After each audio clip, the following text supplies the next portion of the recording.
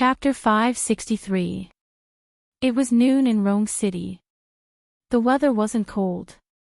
She was shopping with two other women who looked like rich ladies. Auntie.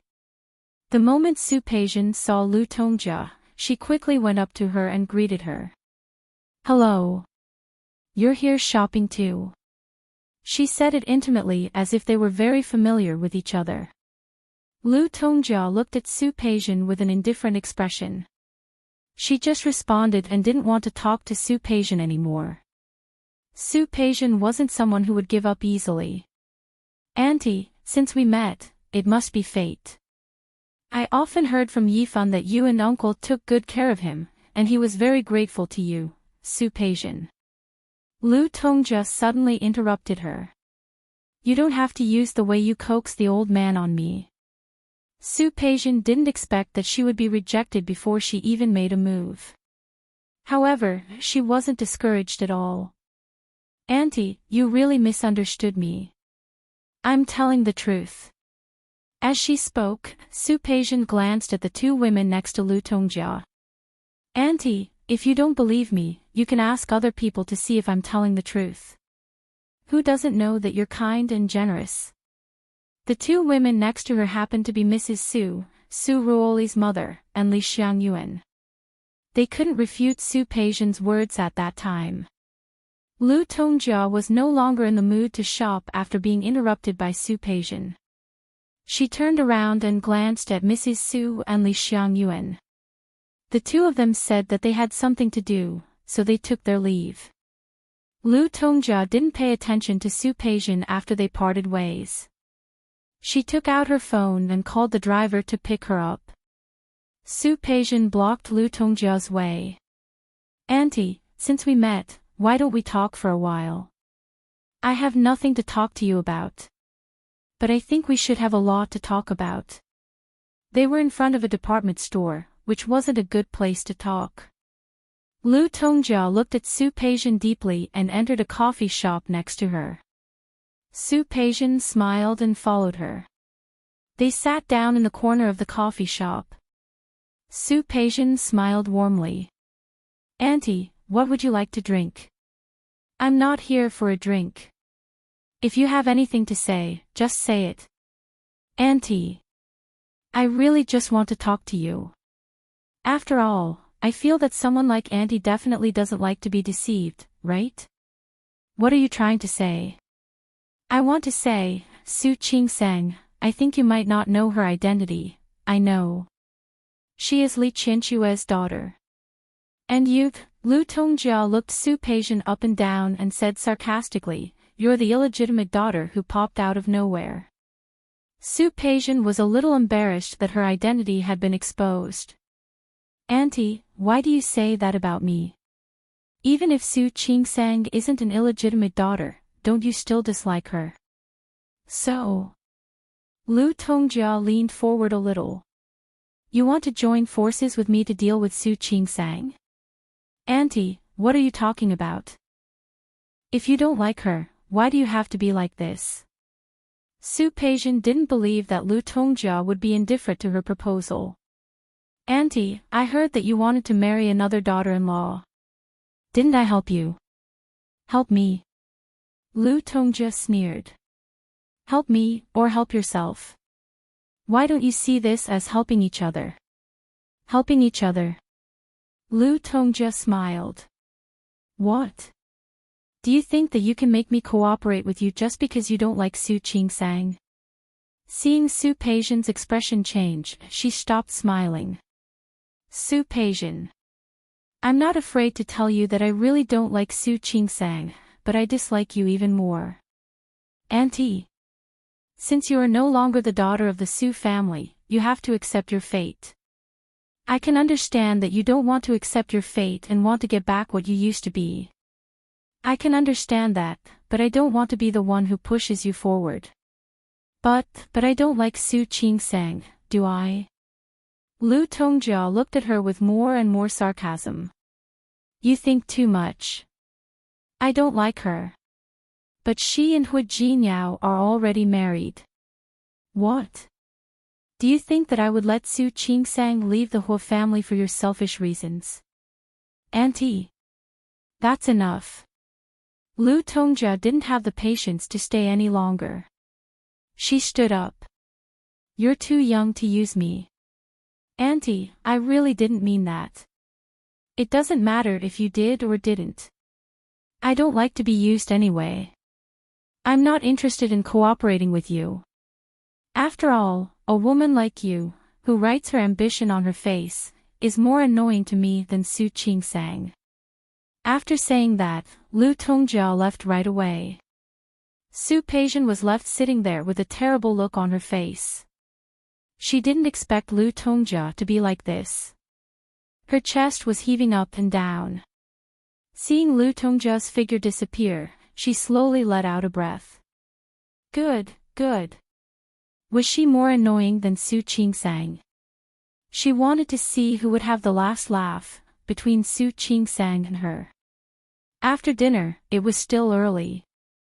Su Qingsang went to the kitchen to cut some fruits and put them on the coffee table.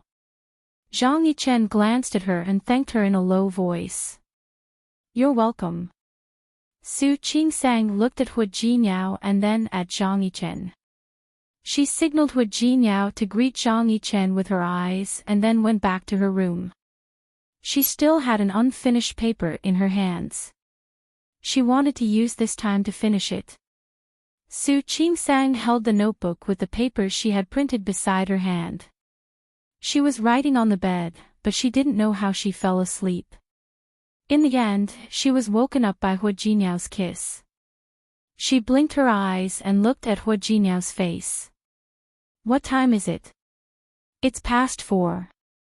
Uncle left. He's still outside. Hua Jinyao kissed her cheek. Why did you fall asleep? Are you sleepy? Su Qingsang shook her head. Is Uncle okay? Why didn't he leave? You don't like him coming? Not really. Su Qingsang thought about the few times she had met Zhang Yichen. She felt a little uncomfortable. I just feel that he seems to have a lot of free time. He's not free. Every time he comes to Rong City, he has something to do. Yes. Every time he came to Rong City, he had something to do. Every time he had something to do, he had time to go to the Hua family. Every time he had something to do, he happened to see her in an embarrassing moment. Is he still eating at our place tonight? No. We're going out for dinner. Hua Jinya put away the papers and notebooks on the bed. Li Junxing is back. Everyone said they're going to have a gathering tonight. I'll take you with me. Okay. Su Qingsang had a good impression of Li Junxing and knew that he was close to Hua Jinyao. Hearing this, she immediately got up and got dressed. However, halfway through, she suddenly turned around and looked at Hua Jinyao. Uncle, you're not coming with us, are you? Yes. He knows Li Junxing and the others. Of course, we're going together. Su Qingsang nodded and didn't ask any more. At that moment, Hua Jinyao got up and put his arms around her waist. Wife, did you go to the old house to see Grandpa yesterday? Su Qingsang stopped putting on her clothes. She turned around and looked at Hua Jinyao. Yes. Grandpa is usually alone at the Hua mansion. Although your parents are at home, they don't seem to be able to spend much time with Grandpa. I'll go see him when I have time. Hua Jinyao gave Su Qingsang a deep look, but didn't expose her lie. Su Qingsang felt uncomfortable being stared at by him. She couldn't help but say, actually, apart from spending time with Grandpa, I also want to, it's okay. Hua Jinyao interrupted her. If you have time, you can spend more time with Grandpa. Jinyao. Next time, I'll go with you. Su Qingsang looked at him. She had a feeling that Hua Jinyao knew that she wanted to go to the old house to ask about old Master Hua. She lowered her head and wanted to say something else, but Hua Jinyao hugged her. Wife. Give me some time. If she gave him some time, he would tell her what she wanted to know. That was what he wanted. She knew it. Su Qingsang put her face close to Hua Jinyao's ear and finally nodded gently. Okay. They didn't say what it was or when. The two of them already had a tacit understanding with each other. They both knew what the other meant. Su Qingsang let him hug her. Since he said so, she wouldn't ask.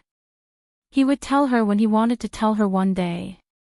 However, because of his words, she also believed one thing. That was, what happened back then was definitely not what Lu Tongjia understood. Perhaps there was something else, but she didn't know what it was. Now, she could only wait. Wait for Hua Jinyao to be willing to tell her. Li Junxing was the mayor of Lin City, so he didn't usually come back. He was an ambitious man. When he had nothing to do, he would fly around. He would investigate here and communicate there. This time, he would only stay for 2 days. The dinner place was set at Xiangshan Restaurant. Su Qingsang had been here a few times, so she was very familiar with the place. Not long after she sat down, Wan Xianying came first. He sat in the empty seat next to Su Qingsang. On the other side of Su Qingsang was Hua Jinyao, and on the other side was Zhang Yichen. Seeing Wan Xianying's behavior, Zhang Yichen turned to look at Hua Jinyao. He was talking to Li Junxing about Lin City, so he didn't notice Wan Xianying's behavior. Zhang Yichen narrowed his eyes and glanced at Wan Xianying again. Sister-in-law. What is Meng Wan busy with these days?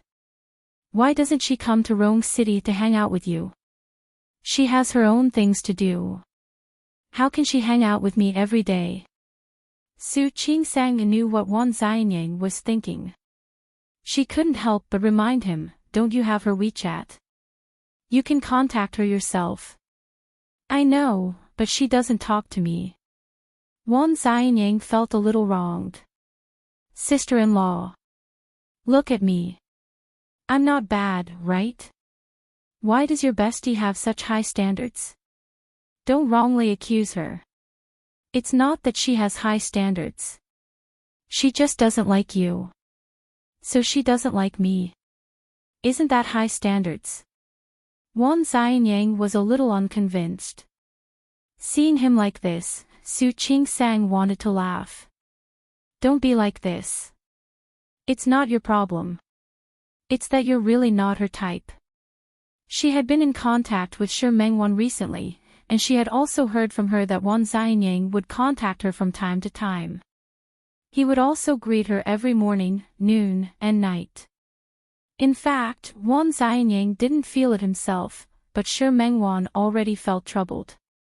It was just because he was Hua Jinyao's childhood friend that she didn't want to offend him too much. So she could only not reply to his messages. She didn't directly blacklist him. She couldn't tell Wan Xianying that. Su Qingsang knew. Zhang Haoze and Wan Xianying were not the same in terms of personality and appearance.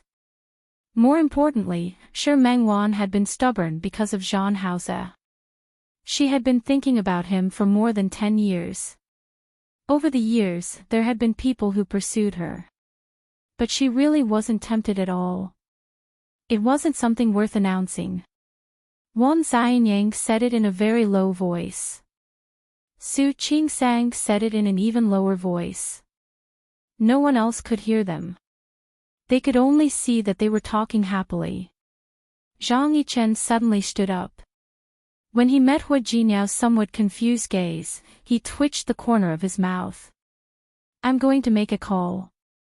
He walked out. Hua Jinyao only asked one question and didn't ask anything else after that. Su Qingsang tried to persuade Wan Xianying a few more times, but found that it would have been better if she hadn't done so. He even told Li Junxing that he wanted to go to Lin City with him for a few days this time. Su Qingsang had a headache. Looking at Wan Xianying's serious face, she wondered if she should call Shi Mengwan to remind her. Whatever she wanted came. Shi Mingwan's phone rang. Su Qingsang glanced at it, then at Wan Xianying, and got up to answer the call outside. Qingsang, I want to tell you a piece of good news. As soon as she picked up the phone outside the corridor, Su Qingsang heard Shi Mingwan's excited voice. She smiled. What good news? Last time, I took my design to the Imagination Fashion Design Competition in France. I've already passed the preliminary round. Really? You're amazing.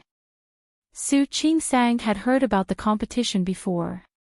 At that time, Shi Mingwan didn't think she could pass it. Su Qingsang had been encouraging her and telling her to give it a try. So you're going to France? Yeah. After the preliminary round, I'm going to France to participate in the next competition. Aw. I'm so happy. Su Qingsang was happy for her good friend. She asked Shi Mingwan when she would be going. She was happy to know that it would be in the next week. Wan Xianying was just thinking about going to Lin City to find Shi Mingwan. Shi Mingwan was going to fly to France soon. The competition period was a bit long. They wouldn't be able to meet each other then. Thinking of this, Su Qingsang felt a little bad. Yes. Should she remind Wan Xianying? Forget it. If he went to France again, it would be really troublesome. After chatting for a while, Su Qingsang hung up. She looked up and found that Zhang Yichen was standing in front of her. The smile on her face quickly disappeared. Uncle. Call. Su Qingsang was stunned by the sudden question. She nodded subconsciously. Zhang Yichen glanced at her. He was about to leave, but his footsteps fell on the phone in her hand. Who was she talking to? Why was she so happy? Chapter 564. Realizing what he was thinking, Zhang Yichen's face darkened. He walked straight back to the private room. Su Qingsang was confused by the short and sudden question. She didn't know if it was just her imagination, but she felt that Zhang Yichen's attitude was weird. Without thinking too much, she followed him into the private room. Hua Jinyao had just finished talking to Li Junxing about Lin City when he saw Su Qingsang following Zhang Yichen into the room. Zhang Yichen's expression was serious, but he quickly calmed down after he entered the private room. Su Qingsang, who was following him, didn't notice his expression at all. She was still happy for Shi Mingwan, but also a little hesitant to tell Wan Xianying that Shi Mingwan was going to France. Looking at the two of them, Hua Jinyao suddenly felt that something was wrong. However, Li Junxing's voice soon caught his attention. He couldn't pay attention to Su Qingsang and Zhang Yichen anymore. Zhang Yichen didn't stay with them for long. Halfway through the meal, he received a call. He had an urgent mission. He hung up, told Hua Jinyao, and left. Hua Jinyao didn't mind. Zhang Yichen always came and left in a hurry. He was used to it. As for Su Qingsang, Wan Xianying was still pestering her to put in a good word for Shi Mingwan. She had no choice but to agree to ask for Shi Mingwan's opinion, but she couldn't guarantee the result. Wan Xianying thanked her profusely. Su Qingsang thought that he was such a fun guy. She didn't know why he liked Shi Mingwan so much that he was so persistent. She only hoped that Shi Mingwan would make it clear to him so that he would give up soon. When Zhang Yichen was about to leave, he saw Su Qingsang chatting happily with Wan Xianying. His eyes darkened, and he kept walking outside. At that moment, Hua Jinyao happened to see Zhang Yichen's last look. His heart skipped a beat, and he suddenly turned around to look at Su Qingsang. She didn't notice it at all. Su Peixian and Old Master Hua finished the game of chess. She had a faint smile on her face. Grandpa Hua, you're so good. You know my style. I've lost 3 games in a row. You're still young. It's good enough that you're like this. Old Master Hua had a smile on his face. Su Peijian had followed Hui Yifan to visit him today, and the two of them had played a few rounds together. Su Peijian was a sweet talker and good at chess. Old Master Hua really found her pleasing to the eye. Hui Yifan sat at the side with a faint smile on his face. He watched Su Peijian and Old Master Hua talking hand to hand. Su Peijian was halfway through the game when she looked at the stalemate on the chessboard. Grandpa, you're amazing. I need to think about this step. I need to go to the bathroom first. I'll come back and play with you later. All right. I'll wait for you to come back and figure out what to do next. Su Peijian smiled and got up to go to the bathroom. She had already been to the Hua mansion twice. I know where the bathroom is. When he came out and passed the corridor, he happened to see the maid, Xiao Xia, holding a plate of fruits in her hands. It seemed like she had just come out from the kitchen. Xiao Xia knew that Old Master Hua liked Su Peijian very much, so she greeted her. Su Peijian looked at the plate of fruit in her eyes. Is this for Grandpa? Give it to me. I'll take you out. No, this is for Madam. Xia was referring to Lu Tongjia. Su Qingsang looked at the exquisite fruits on the plate and reached out to Xia. Let me help you. That's not a good idea, is it? You are the guest, how can I let you serve it? I'm fine. Last time, Auntie said that she had something to tell me. I'll go and ask what's going on. Since she had said so, Xiao Xia didn't think much of it and handed the fruit platter to Su Peijian. Su Peijian picked up the fruit platter and asked for Lu Tongjia's location. She carried the fruit platter upstairs. When she arrived at Lu Tongjia's room, she realized that the door wasn't locked. She was about to knock on the door when she heard voices coming from inside. These two people really don't have any scruples. Lu Tongjia's voice rang out. She was obviously angry. Su Peijian stopped knocking on the door and stood there motionlessly. Silence. No sound came from inside. Soon, Lu Tongjia's voice was heard again. Are you the only one who saw it, or did someone else see it? I'm the only one who saw it. Last time, Madam told me to keep an eye on young mistress. The voice sounded younger. Su Peijian didn't have time to think about who it was. She only paid attention to the content of the voice. Young mistress. Wasn't that Su Qingsang? Su Peijian narrowed her eyes and stood to the side to avoid the crack of the door. She moved closer to the inside so that she could hear more clearly. What a shameless person. Lu Tongjia couldn't say anything more. She snorted and said, You can leave now. Delete the photos on your phone. Don't let anyone else see them. Yes.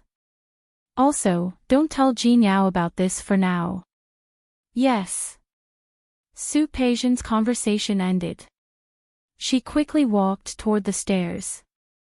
The moment the door opened, she turned around and pretended that she had just come up. Someone came out. Soon, she saw the person coming out. It seemed to be the maid of the Hua family. She narrowed her eyes and didn't bring the fruit platter in. Instead, when she passed by the maid, her foot suddenly slipped. The fruit platter in her hand fell and she let out a soft cry. Miss Su, are you okay? Xiao Jiang looked at Su Peijian.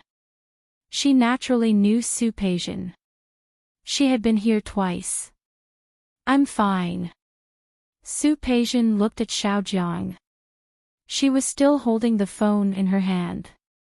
She immediately thought of what Xiao Jiang had said. The photos on her phone. What photos?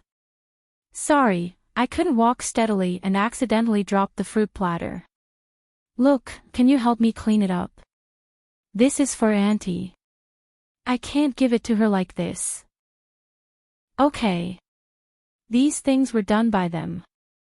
Xiao Jiang didn't think much and squatted down to pick it up. Su Peijian took her phone. I'll hold it for you. You clean it up. I'll go downstairs and get one. Okay. Xiao Jiang wanted to clean up the fruit platter as soon as possible. She didn't think much and focused on picking up the fruits on the ground. Su Peijian took her phone and went downstairs. When she reached the stairs, she turned on Xiao Jiang's phone. Fortunately, the other party didn't encrypt it. She flipped through the photo album and found some selfies and landscape photos of Xiao Jiang. Other than that, she also found some other photos in an unencrypted folder.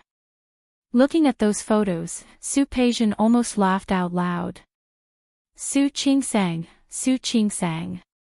I really didn't expect you to be so bold. No wonder Lu Tongjia scolded you. In the photo, Su Qingsang was cuddling with a man. The man hugged her from behind. In another photo, she was standing face to face with the man. Chapter 565. The man in the photo had a good temperament. He wasn't as handsome as Hu Jinao, but he was strong and stylish. His facial features were well defined. More importantly, there were photos of him and Su Qingsang, as well as photos of him alone. He looked in the direction where Su Qingsang had left, his eyes focused and eager. Su Peijian wouldn't believe that the man didn't have feelings for Su Qingsang. Su Peijian looked at the photos and smiled silently. Su Qingsang, you put such a big weakness in my hands. If I don't make good use of it, I'll be sorry for our sisterhood. Su Peijian sent the photos to her own phone through Bluetooth as fast as she could. Then, she saved them one by one and quickly went downstairs.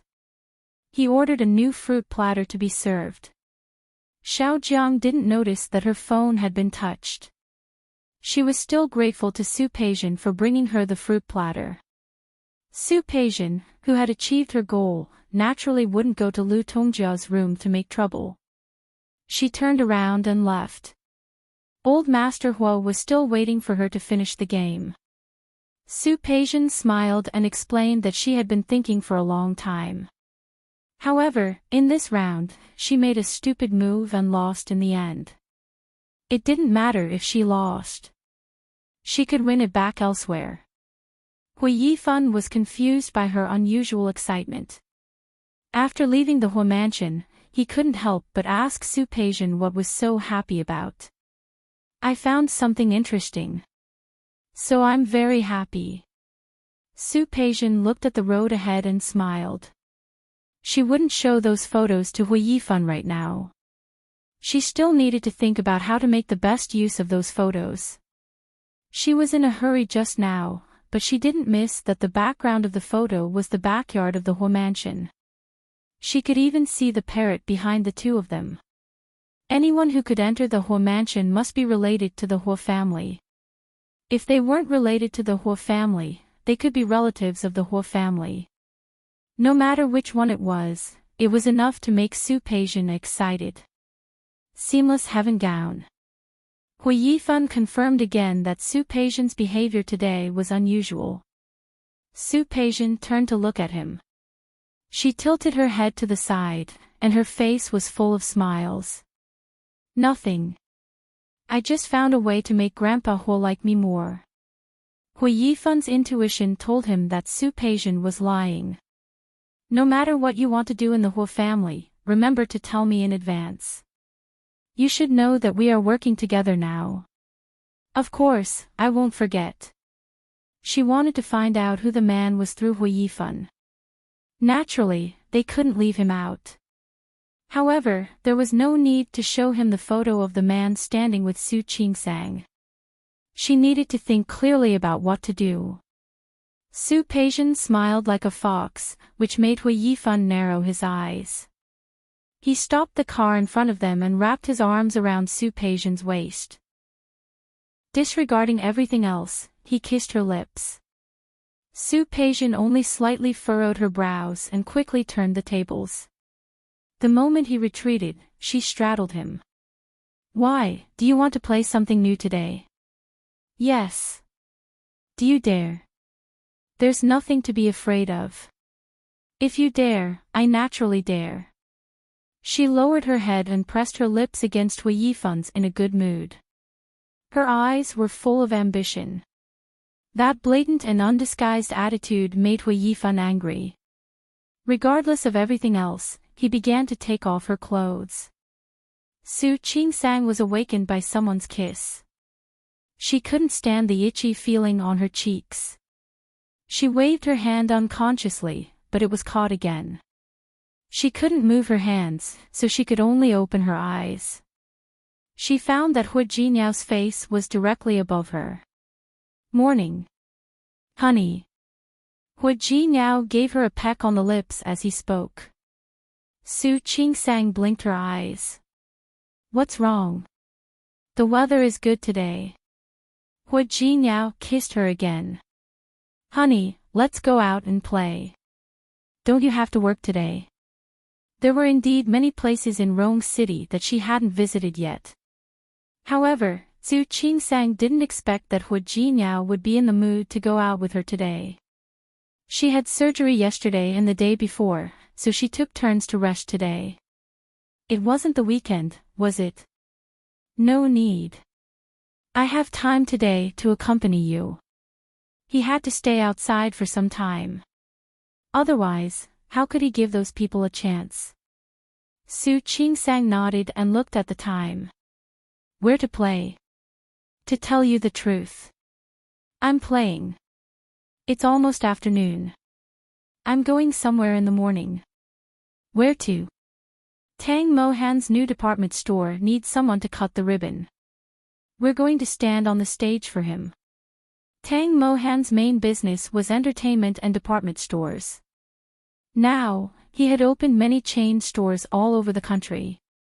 He did a good job in the entertainment area. This department store happened to be the 100th chain store under Tang Mohan's company. He specially invited Hu Jinyao to celebrate with him and asked him to cut the ribbon. Su Qingsang knew that they had a good relationship, so she quickly tidied herself up. When she was putting on her clothes, she chose a new Chanel suit. She looked completely different from her usual style when she worked in the hospital. My wife is so beautiful today. Hu Jinyao looked at her with a face full of admiration. Su Qingsang glanced at him and swept her gaze over his body. He was wearing a dark three-piece suit and had a standard inverted triangle figure. His fine hair was combed neatly by him. He looked like a social elite. My husband is also very handsome today. Thank you. Hu Jinyao smiled and put his hand in front of Su Qingsang, signaling for her to hold his hand. Su Qingsang held his hand and glanced at him. The two of them smiled at each other and went out together. Tang Mohan's new department store was very big. It wasn't in the city, but in a location closer to the suburbs. Many new residential areas had just been developed here. In addition, there were 2 business districts nearby. This location was undoubtedly quite insightful. There was a lot of traffic, and the early publicity was in place. After the ribbon cutting, all kinds of activities began. It could be seen that there were a lot of people at the scene. Su Qingsang had never liked crowded places. After the two of them greeted Tang Mohan, they were about to leave. The department store had a total of 8 floors, and each floor operated different items. Hu Jinyao and Su Qingsang originally wanted to stroll around casually, but seeing so many people, the two of them gave up on this idea. They went to the elevator and planned to take a taxi to the underground parking lot. Unexpectedly, the elevator opened, and the person who came out was Xiang Kaiping. Su Qingsang was stunned when she saw Xiang Kaiping. She didn't expect that the two of them would meet under such circumstances. Xiang Kaiping was also stunned when she saw Su Qingsang. The two of them just stood there without moving. Xiang Kaiping wasn't the only one in the elevator. Someone behind her was about to come out. Seeing that she was standing there without moving, she couldn't help but urge her. Xiang Kaiping had no choice but to quickly get out of the elevator. The people behind her also squeezed out, and Xiang Kaiping was squeezed to Su Qingsang's side. "Auntie." Su Qingsang greeted Xiang Kaiping. Her voice wasn't loud. In fact, she wasn't sure if Xiang Kaiping would still be willing to greet her now. Xiang Kaiping looked at Su Qingsang, then looked at her and Hua Jinyao's hand, then nodded gently as a response. This kind of attitude was already beyond Su Qingsang's expectations. With a smile on her face, she took a step forward. "Auntie, are you shopping here too?" Xiang Kaiping didn't say anything and just nodded again. Su Peijian was getting busier and busier. In the past, she ate one of her 3 meals at home. Now, almost none of her 3 meals were eaten at home. The company was managed well by her, and she received 2 new low-priced sources of goods. If she criticized her too much, she would say that she was busy with work. In fact, after she took over, the business was indeed better than before. She could tell from the accounts that this daughter of hers was a capable person. However, the more capable her daughter was, the less time she spent with her. The less time they spent together, the more she couldn't help but think of Su Qingsang. Every time she thought of Su Qingsang, she began to regret and blame herself. How could she do this? Su Peijian was her daughter. In such a dilemma, Xiang Kaiping didn't want to stay at home anymore. During the day, she would come out and walk around when she had nothing to do. In fact, she knew that this department store had opened before. She didn't like crowds, but now she felt that the more people there were, the livelier it was. She didn't expect to meet Su Qingsang here. At this moment, facing her, she looked a little uncomfortable. "Auntie, have you eaten?" It was almost time for dinner, so Su Qingsang asked out of politeness. Xiang Kaiping shook her head. Su Peijian was always not at home. It was boring for her to eat alone, so she just ate casually. Back in Lin City, even if Su Qingsang was not at home, there was still a cook at home who would chat with her every day. Now, Xiang Kaiping shook her head. She hadn't eaten yet, and she didn't have the stomach to eat. Su Peijian didn't come back last night. She called, and she only said that she had something to do. She was her daughter, but she felt so far away from her. Xiang Kaiping didn't like this feeling, but now she couldn't even criticize Su Peijian. "Then, why don't we eat together?" As Su Qingsang spoke, she glanced at Hua Jinyao. There was a hint of inquiry in her eyes, as well as some meaning that only they could understand. "Jinyao and I haven't eaten yet. Why don't we eat together?" Xiang Kaiping looked at Su Qingsang, then at Hua Jinyao. She tightened her grip on the strap of her bag, and finally nodded again. Su Qingsang and Hua Jinyao didn't take Xiang Kaiping further. On the top floor of the department store were all kinds of restaurants. The 3 of them chose one of the restaurants and entered. Su Qingsang sat down first, and after asking Hua Jinyao and Xiang Kaiping what they wanted to eat, she ordered. The waiter served tea and took away the menu. Only the 3 of them were left at the table. Hua Jinyao had a good impression of Xiang Kaiping, so the expression on his face was gentle. Su Qingsang looked at Xiang Kaiping and found that she didn't look particularly good. There were faint dark shadows under her eyes, and she looked more haggard than before in Lin City. Chapter 566. It was a simple greeting, but it made Xiang Kaiping's eyes water and the tip of her nose sour. Was it good? Not good at all. She wanted to acknowledge Su Peijian as her daughter.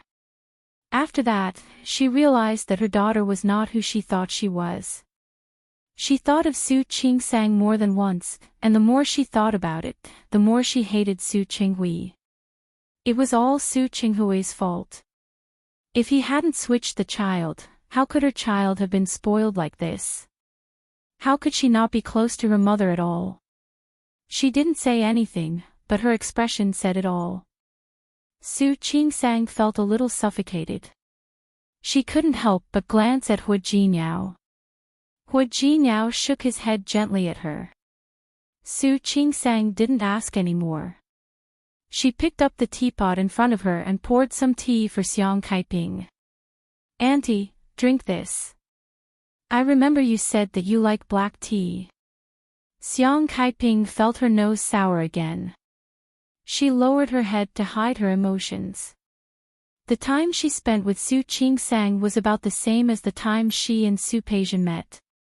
However, Su Peijian still didn't remember what she liked to eat or drink. Su Qingsang, on the other hand, still remembered her preferences after spending a few months together. The dishes she ordered just now were basically according to her preferences. It was not the time to lose her composure. Xiang Kaiping looked at Hu Jinyao and Su Qingsang sitting opposite her. "How have you been?" "I'm fine." The conversation between the two of them was so polite and distant. Su Qingsang felt a little uncomfortable. "You know, Jinyao has always been good to me." Xiang Kaiping glanced at Su Qingsang, then at Hu Jinyao, and finally nodded. "Yes, you have always been good." Did Hu Jinyao need to care about how he treated Su Qingsang? Of course, it was good. There was another silence, and no more words were said. Su Qingsang wanted to say something to Xiang Kaiping, but she realized that it was not appropriate to do so. The words of concern were stuck in her throat, and she couldn't ask. The atmosphere of the meal was a little depressing. Su Qingsang was actually very concerned about Xiang Kaiping. She wanted to ask how she was getting along with Su Peijian, but she knew that she couldn't. Su Qingsang poured a bowl of soup for Xiang Kaiping. "Auntie, is your waist better?" Her waist had been rehabilitated in Lin City. Although it had almost recovered at that time, she didn't know if she had gone to see a doctor after coming to Rong City. "All right. Much better." Occasionally, it would hurt a little, but she could endure it. Hearing Su Qingsang's words of concern, Xiang Kaiping recalled how Su Qingsang had taken care of her when she was in the hospital. She knew very well that this was Su Qingsang. If it was Su Peijian, would she be able to take care of herself like Su Qingsang? Thinking of Su Peijian, Xiang Kaiping knew that she was asking for too much. That's good. Rong City was colder than Lin City. You need to take care of that waist of yours. You must be careful not to carry heavy objects, and don't overwork yourself. Halfway through her sentence, Su Qingsang realized that she had said too much. She pursed her lips and stopped talking. Xiang Caiping's heart ached again. She had been in Rong City for a few months. His waist was almost healed. But when the weather changed, it was indeed a little uncomfortable. After all, the collision at that time had been too hard. She was old and couldn't be compared to young people. But in the past few months, except for a few questions from Su Peijian when she first came, she hadn't mentioned anything else. In the past, even when Li Qianxue stole her man, she had never been jealous of her. Now, she was really jealous of Li Qianxue. How could she have such a good daughter? She heard that her son was also an obedient child. Looking at Su Peijian, looking at the table full of dishes, Xiang Kaiping lost her appetite. After dinner, Su Qingsang glanced at Hu Jinyao and took the initiative to speak. "Auntie, how did you get here? Why don't we drive you back?" I'll take the bus back myself." She was old and had nothing to do anyway. Xiang Kaiping didn't want to trouble Su Qingsang. "It's okay. We don't work today anyway." As Su Qingsang spoke, she took the initiative to walk to Xiang Caiping's side. She didn't hold her hand, but kept half an arm's length away. "Auntie, just let us drive you." Hua Jinyao also chimed in, yes, auntie, let's go. Xiang Kaiping couldn't argue with the two of them, so in the end, she got into Hua Jinyao's car. Su Qingsang sat with her in the back seat. The two used to be mother and daughter, but now they looked at each other speechlessly. The car stopped in front of Xiang Caiping's small villa. Hua Jinyao looked at the environment in front of him. It was a nice place. The house should have been bought by Xiang Kaiping before. He didn't know that she had good taste. Auntie, you live here? Yes. Xiang Kaiping nodded. Do you want to come in and sit for a while? Next time. We still have something to do. Su Qingsang actually didn't want to meet Su Peixian and cause unnecessary misunderstandings. What she thought, Xiang Kaiping could also think of. She wanted to say that Su Peixian wouldn't be at home during the day, but she didn't say it. She got out of the car first. When she turned to leave, she looked back at Su Qingsang. Your number, did it change? No. Whether it's my phone or WeChat, I haven't changed. She was afraid that Xiang Kaiping would look for her, but she felt awkward. Su Qingsang added, Auntie, if you need anything, call me. Also, I work at the First City Hospital now. You can come and see me when you have time. The First City Hospital? Yes, the one in the Jingdong district. Xiang Kaiping nodded and didn't say anything else. She waved her hand and left. Her footsteps were a little shaky. Su Qingsang looked at her and felt sad again. Before Hua Jinyao's car left the villa, Su Qingsang glanced at him. Auntie doesn't seem to be doing well. Of course, Hua Jinyao didn't say it. Su Peixian didn't seem to want to acknowledge Xiang Kaiping at all. Since she came to Rong City, she had been busy with her own things. Even if she had time, she would rather think of ways to deal with Su Qingsang than spend more time with her biological mother. Su Qingsang bit her lip and turned to look at the villa behind her, which was already out of sight. How about I come to visit Auntie next time? You can come if you want, but I don't agree. Why? You came to visit Auntie out of kindness. If Su Peixian didn't know, then forget it. If Su Peixian knew, what do you think she would think? She was already prejudiced and dissatisfied with Su Qingsang. Li Qianxue had already acknowledged Su Qingsang, and now she still wanted to snatch Xiang Kaiping. With Su Peixian's personality, she might do something crazy. Chapter 567. Su Qingsang had also thought about that. I can call Auntie and come when Su Peixian is not around. Hua Jinyao didn't think that fire could be wrapped up in paper, not to mention that Su Peixian was here for Su Qingsang. If you really want to see her, call her and arrange to meet her outside. Su Qingsang stopped talking. She knew Hua Jinyao's concerns. However, he said, I'm just looking at Auntie.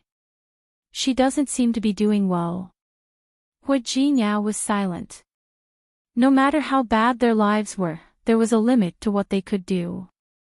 Not to mention the fact that they couldn't help Su Peixian and Xiang Caiping's mother-daughter relationship.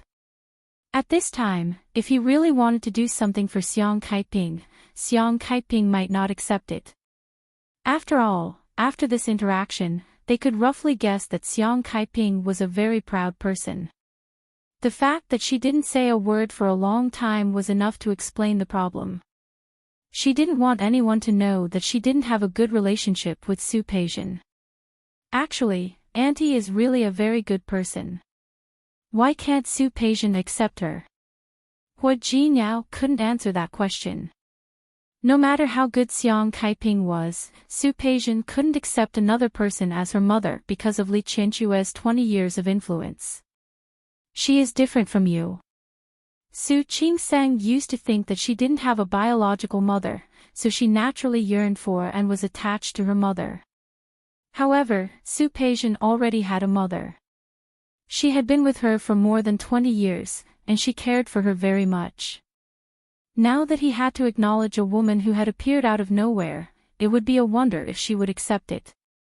Su Qingsang could also think of what Hu Jinyao could think of. Lowering her head, she felt a little disappointed. She was still thinking about Xiang Kaiping even after she got out of the car.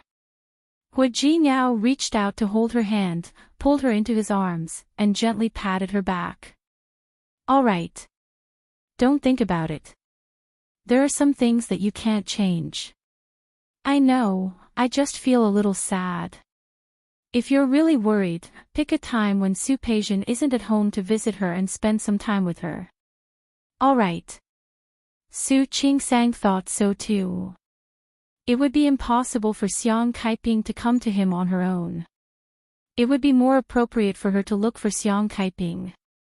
"Let's go. We're here to have fun today." "Have fun." Su Qingsang nodded. Since they were out to have fun, it was time to relax and have fun. Hu Jinyao took her to a newly planned wetland park in Rong City. Every year, tens of thousands of migratory birds would rest here. The local area built a protected area. In winter, the migratory birds all flew to the south for the winter. Now that the season was getting warmer, many birds were flying back. It was not a problem for the wanderers to see it, but they were isolated outside the protective net. The outer edge of the net was the wetland park that they were going to visit today. The scenery was quite good. Occasionally, migratory birds from the reserve next door could be seen flying over. They were not afraid of people and would even stop. However, if someone approached it, it would immediately fly away. It was the first time that Su Qingsang had seen these birds up close. His gaze was filled with curiosity. "Is that a red-crowned crane?" "Yes." Hu Jinyao followed her gaze. "Look, there's more over there. So beautiful." Su Qingsang's face was full of admiration. If she wasn't afraid of attracting those red-crowned cranes, she would have gone forward to take a closer look. Around the path of the wetland park, there was a small pavilion in front for people to rest. The pavilion was also a viewing pavilion. One could see the reserve in the distance and most of the lake view of the wetland park. It wasn't a weekend, so there weren't many people. When Su Qingsang and Hu Jinyao walked forward, they saw that there were already people inside. It was a mother and daughter. The mother looked very young. She was holding her daughter's hand and patiently pointing out some birds outside to her daughter. While showing her daughter, she didn't forget to introduce them. What kind of bird was this? What habits did it have? What kind of bird was that? What did it look like? When Su Qingsang and Hu Jinyao entered the small pavilion, the mother was answering her daughter's questions. It could be seen that she had done a lot of homework before coming here. She could answer all the questions asked by her daughter. Su Qingsang stood there and didn't disturb the mother. Instead, she turned her head to look at Hu Jinyao. She wanted to tell him that they should continue walking and give this place to the mother and daughter. However, she didn't expect to find that Hu Jinyao's gaze had been on the mother. His eyes weren't looking at that person. It was as if he was looking at someone through the mother. Su Qingsang suddenly thought of that night, when Hu Jinyao called her mother. She lowered her head, and her eyes were inexplicably sore. "Jinyao. Look. This is a giraffe. Do you know that? Giraffes live in, Mom, giraffes have such long necks. Don't they get tired? Also, what do they do when they sleep? Jinyao, you're so cute. You can even think of such a question. Not bad. So smart. Let me tell you, giraffes are very tired, but they rarely lie down to sleep. Because it's too dangerous." Lu Tongjia's voice overlapped with the mother in front of her. Hu Jinyao's face was a little gloomy. Feeling Su Qingsang's gaze on him, he smiled at her, pursed his lips, and silently pulled Su Qingsang's hand to the other side. Su Qingsang's lips moved. She wanted to say something, but in the end, she didn't say a word. Hua Jinyao had told Hua Mingguang about what Lu Tongjia had done. During this period of time, the relationship between the mother and son had once again fallen to a freezing point. Su Qingsang looked at his chiseled side profile and thought of the look in his eyes just now. She felt a faint pain in her heart. She reached out and held Hua Jinyao's hand. Not wanting Hua Jinyao to think of Lu Tongjia again, she pretended to be relaxed and said, "That little girl just now was really cute, wasn't she?" "Yes." He didn't see it, and he didn't even see what the mother looked like. He only thought of Lu Tongjia, and his mind even unconsciously recalled that childhood scene. In fact, before the accident, that kind of scene had happened many times in the Hua family, with the brothers. Lu Tongjia used to be a good mother. Hua Jinyao. Su Qingsang suddenly stopped and looked at him. Her eyes were a little eager. "Why don't we have a child too?" Hua Jinyao froze for a moment and turned to look at Su Qingsang. He didn't respond to her words. "Really? I think I can also learn to be a good mother." Su Qingsang blinked and her eyes were full of encouragement.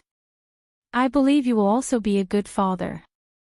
Hua Jinyao didn't speak. His lips were tightly pursed.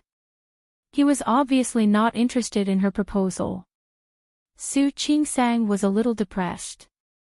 She wanted to say a few more words, but Hua Jinyao had already taken her hand and walked forward.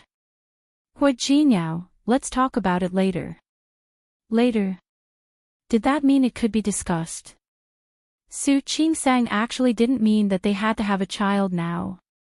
But she was really willing to try what Li Qinxue said. Maybe the relationship between Hua Jinyao and Lu Tongjia would ease after having a child. Hua Jinyao didn't give her a chance to ask any more. "I think I saw a white swan just now. Let's go and take a look." He changed the topic, so Su Qingsang naturally couldn't continue. During the rest of the time, Hua Jinyao didn't even give her a chance to speak. It didn't matter. Maybe she could try to get Hua Jinyao to agree in other ways. Or rather, he had to agree. Su Qingsang thought that Hua Jinyao's attitude during the day had at least softened. So that night, she began to put it into practice. She changed into the pajamas that Hua Jinyao had bought for her and sprayed some perfume for the first time. Looking at herself in the mirror, which was completely different from usual, Su Qingsang began to feel embarrassed. She took a deep breath and gave herself an encouraging look in the mirror before walking out of the bathroom. Hua Jinyao took a shower first today. At the moment, he was lying on the bed reading a book. The faint fragrance in the air suddenly made him raise his head. The first thing he saw was the extremely sexy Su Qingsang, whose clothes barely covered her figure. He narrowed his eyes and watched her approach step by step. "Aren't you tired?" Wasn't she tired after playing outside for a whole day? Su Qingsang shook her head, lifted one foot, and half knelt on the bed. She touched Hua Jinyao's face with one hand. Hua Jinyao smelled the perfume on her body. He put the book in his hand aside and was about to take the initiative, but Su Qingsang didn't give him the chance. Su Qingsang believed that Hua Jinyao couldn't resist her move today. Although this move was old-fashioned, it worked on Hua Jinyao. As expected, Hua Jinyao couldn't wait for what she was going to do next. Slowly, she sank into it. When she was lost, she thought that Hua Jinyao would do as she wished. However, she found that he didn't forget to get up and take precautions at such a time. Something flashed through Su Qingsang's mind so fast that she couldn't catch it. And then, Hua Jinyao didn't give her any more time to continue thinking about it. In the next few days, Su Qingsang tried all kinds of methods and changed into all kinds of pajamas. She even went online and bought some pajamas that she was too embarrassed to wear according to Hua Jinyao's preferences. However, she found that the final result was not satisfactory. No matter how passionate and addicted Hua Jinyao was, he wouldn't forget to take precautions at the last moment and not give her the slightest chance of getting pregnant. Even if she explicitly hinted, Hua Jinyao didn't move at all. At night, Su Qingsang rubbed the back of her waist. After taking a shower, she changed into her usual cotton pajamas and quickly lay down on the bed. Hua Jinyao turned over and got on the bed as usual, but stopped when he saw the cotton pajamas she was wearing. Not playing today. Who was playing? Su Qingsang pulled up the quilt to cover her body. Only a small face was left exposed outside.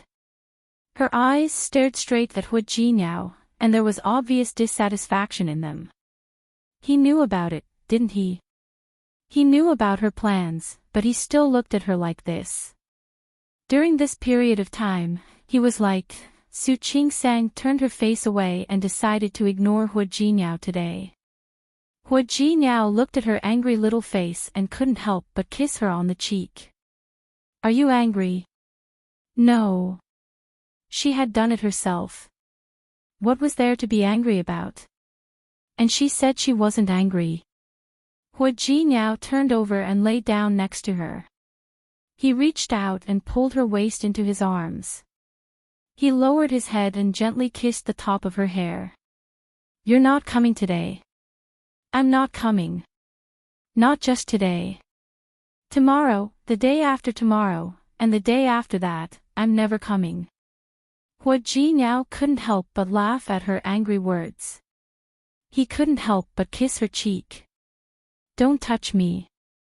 My back hurts. I'm sleepy. I want to sleep. Her physical strength wasn't as good as Hua Jinyao's. In order to have a child, she had really spent a lot of effort to accompany him. But in the end, the result was still not satisfactory. She wanted to cry, okay. Hua Jinyao's big hand was on her waist. Su Qingsang was really afraid. Really, don't come. I'm tired. As she spoke, she wanted to hide to the side, but the bed was only so big. How could she hide? Hua Jinyao didn't let go of his hand. Instead, he gently rubbed the back of her waist. His strength was moderate, and he rubbed on the spot. Su Qingsang's back pain was relieved a lot, and the expression on her face also relaxed a little. Wife. Hua Jinyao's strength didn't decrease, and he rubbed her more and more relaxed. Let's spend a few years alone, okay? Su Qingsang was stunned for a moment. She wanted to raise her head, but Hua Jinyao pressed her waist to stop her from moving. It had been a long time since she heard him talk about this. I don't want to lie to you. In fact, I'm really not ready yet. I don't know how to be a father. When he spoke, his chest trembled. Su Qingsang bit her lip. It was the first time she heard him mention the word father. She suddenly thought of something. What did Hua Mingguang do during the years when Lu Tongjia ignored him? As Hua Jinyao's father, he didn't bear the responsibility that a father should have. He didn't try to ease the relationship between Lu Tongjia and Hua Jinyao. If she seriously thought about it, Hua Mingguang was not a good father, was he? Hua Jinyao changed his hand and continued to rub her waist. Isn't it good for us to be like this now? Why should we let a child share our time and energy with each other? He was right, but Su Qingsang knew that it was just an excuse. She didn't raise her head again. She hugged Hua Jinyao and rubbed her face against his chest. Okay. We'll talk about it later. She didn't say anything more. If he didn't want to have children, then so be it. Since she had promised him time, she would wait slowly. One day, when he thought it through and was willing to have children, she would talk about it. Su Qingsang and Hua Jinyao had talked it out, so the special exercise they did every night was naturally reduced a lot. At least, Su Qingsang really couldn't do it, and she didn't have the confidence to do it every day. In fact, Su Qingsang had considered not only Lu Tongjiao's position, but also Hua Jinyao's. As the eldest grandson of the Hua family, she was worried that he would have his responsibilities. But if he didn't think about it at all, then why should she worry? When she relaxed, Su Qingsang was able to enjoy the time they spent together. Naturally, their relationship would be better. As for the thing that caused Lu Tongjia and Hua Jinyao to fall out, Su Qingsang chose not to mention it. Chapter 568. Su Qingsang's car was parked outside the villa. She looked inside. During the day, the reflective glass made it impossible to see if there was anyone inside. She couldn't help but take out her phone and call Xiang Kaiping. 3 minutes later, Xiang Kaiping came out and opened the door for her. Su Qingsang stood at the door and handed the fruit and some supplements she had bought before she came to Xiang Kaiping. "Auntie, this is good for your waist. And this. Our hospital's new waist physical therapy device. I've asked a few patients and they say it's quite useful." Su Qingsang explained. Xiang Kaiping took it and nodded. She thanked Su Qingsang in a very low voice and let Su Qingsang into the house. The villa was very clean and cozy. It was very Xiang Caiping style. Su Qingsang sat down and didn't worry too much. Xiang Kaiping said that Su Peijian would have gone to work at this time. She wouldn't come back until night. In fact, even if it was night, she might not come back, but Xiang Kaiping wouldn't tell Su Qingsang this. She got up and went to the kitchen to cut some fruit and poured a glass of juice. Su Qingsang looked at the glass of orange juice. Xiang Kaiping actually remembered. She felt a little sour at the tip of her nose. She just lowered her head to hide the emotion. "Auntie, you don't have to be so polite. Why don't you hire a nanny to help you do these things?" "I hired a nanny. She went out to buy groceries. I'm not too old to move. I'll do it myself if I can." Su Qingsang had always known that she couldn't stay idle, so she didn't talk about that topic. Instead, she took out the waist physical therapy device and taught her how to use it. It's very simple. The device wasn't cheap. There weren't many people in the hospital who could afford it. Su Qingsang hadn't used it herself. She only found out after asking her colleagues. This time, she explained it very clearly. Xiang Kaiping looked at Su Qingsang's side profile and felt a little sad. "You don't look very well. Have you been too tired recently?" In the end, he still said those words of concern. Su Qingsang had already explained the function of the physical therapy device and was packing up. She stopped because of Xiang Caiping's words. "No, I'm not tired.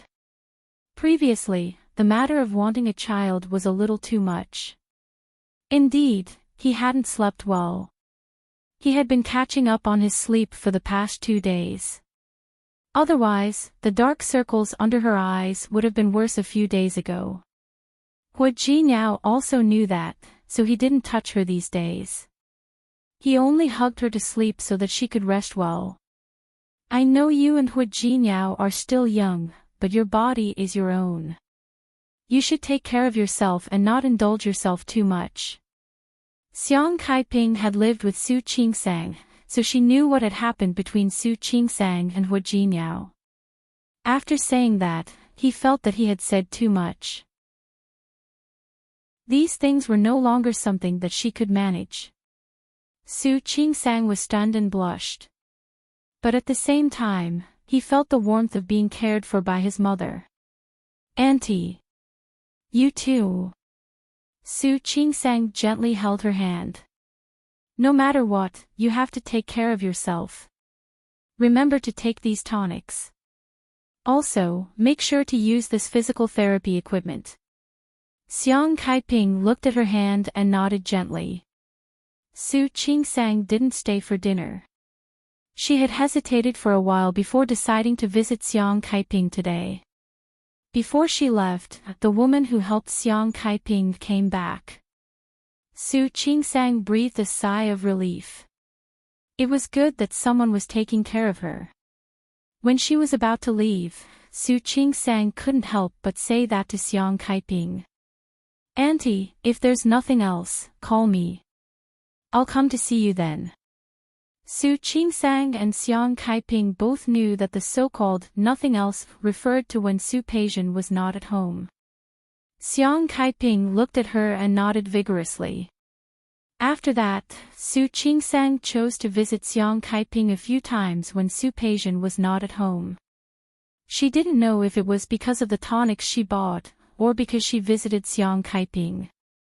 She could feel that Xiang Kaiping's complexion was much better. She was also using the physical therapy equipment. It was said that her back pain had been greatly relieved.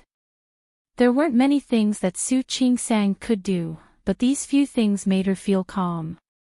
She didn't tell anyone about visiting Xiang Kaiping, except for the first time to Wu Jinyao. Especially Li Qianxue. Li Qianxue didn't know that she would visit Xiang Kaiping. She and Li Qianxue had video calls almost every day, and they talked about many things. However, there were two things that the mother and daughter had a tacit understanding not to mention. One was Su Peijian, and the other was Su Qinghui. Su Qingsang just wanted to be nice to Xiang Kaiping and make her feel better. Xiang Kaiping also knew that, so she had a tacit understanding not to mention Su Peijian or anyone else in the Su family in front of her when she visited. This was the tacit understanding between her and Xiang Kaiping. Every time Xiang Kaiping called her, it was after Su Peijian had gone out, so Su Peijian never knew that Su Qingsang had been there. The weather was getting hotter, and it was already early summer in Rong City. Su Peijian returned home that day and found that Xiang Kaiping was not in the living room. This was really a bit surprising. Usually, at this time, she would be downstairs waiting for her to eat. Even if she knew that she would not come back, she would still wait there. Su Peijian was not used to not seeing her today. After thinking about it, she went upstairs to Xiang Kaiping's room to see what she was doing. Before she reached the door, she heard Xiang Kaiping talking to Ms. Xiao, the housekeeper hired by the family. She was going to go straight in, but she suddenly stopped. Sister Xiang, that Miss Su, will she come to see you in a few days? She just came a few days ago, and should be here in 2 days. What's the matter? I tried this physical therapy device of yours, and it really works. I want Miss Su to bring me one. I can give her money. When Ms. Xiao was young, she did not have good confinement, so she also had a problem with her back from time to time. The last time she came, she had a back pain again, so Xiang Kaiping asked her to try it. Today, Ms. Xiao accidentally stretched her back when she was moving things, so Xiang Kaiping asked her to try the physical therapy device again. Okay. Why don't I call her and ask her to bring one over for you first? You can use it at home. Thank you in advance, Sister Xiang. Ms. Xiao's voice was filled with gratitude. To be honest, Miss Su is really a good person. Is she your sister's daughter? Xiang Kaiping was silent. She could not answer this question. Since she did not want to say, Miss Xiao did not ask. I heard that she is a doctor. She is so young, but she is really capable. Yes. She is an obstetrician. In fact, Su Qingsang was very busy in the hospital. She had to go back to the Hua family to spend the weekends with old Master Hua. She had to build a relationship with Wu Jinyao. She could still find time to visit him. Speaking of which, it was really thoughtful of her. She is so capable. He was young and capable. She is also a good person. Look at the tonics on your table. They were all bought by Miss Sue, right? Yes. Xiang Kaiping nodded. The table was full of tonics suitable for middle-aged and elderly people. They were all bought by Su Qingsang. She did not buy them randomly. She was a doctor, so she bought them after careful selection. Apart from anything else, Xiang Caiping's sleep during this period of time was indeed much better. Miss Sue is so nice. You can take her as your goddaughter next time. Miss Xiao was in physical therapy, so she tried to find something to say. It's a pity that you don't have a son. Otherwise, you could marry her. She is married, Xiang Kaiping said lightly. Married at such a young age. I can't tell. Her husband is so lucky. Yes. Of course he was lucky to have a wife like her. He must be lucky to have a daughter like her. Su Peijian stood at the door with a sullen expression. She clenched the phone in her hand, her expression extremely gloomy. Without alerting the people inside, Su Peijian left quietly and returned to her room. She sat down on the bed in the room, still holding her phone in her hand. She had been very busy recently. 2 or 3 supermarkets were not enough for her ambition. She wanted more. She needed more, which meant that she needed more resources now. And Hui Yifan was her best resource now.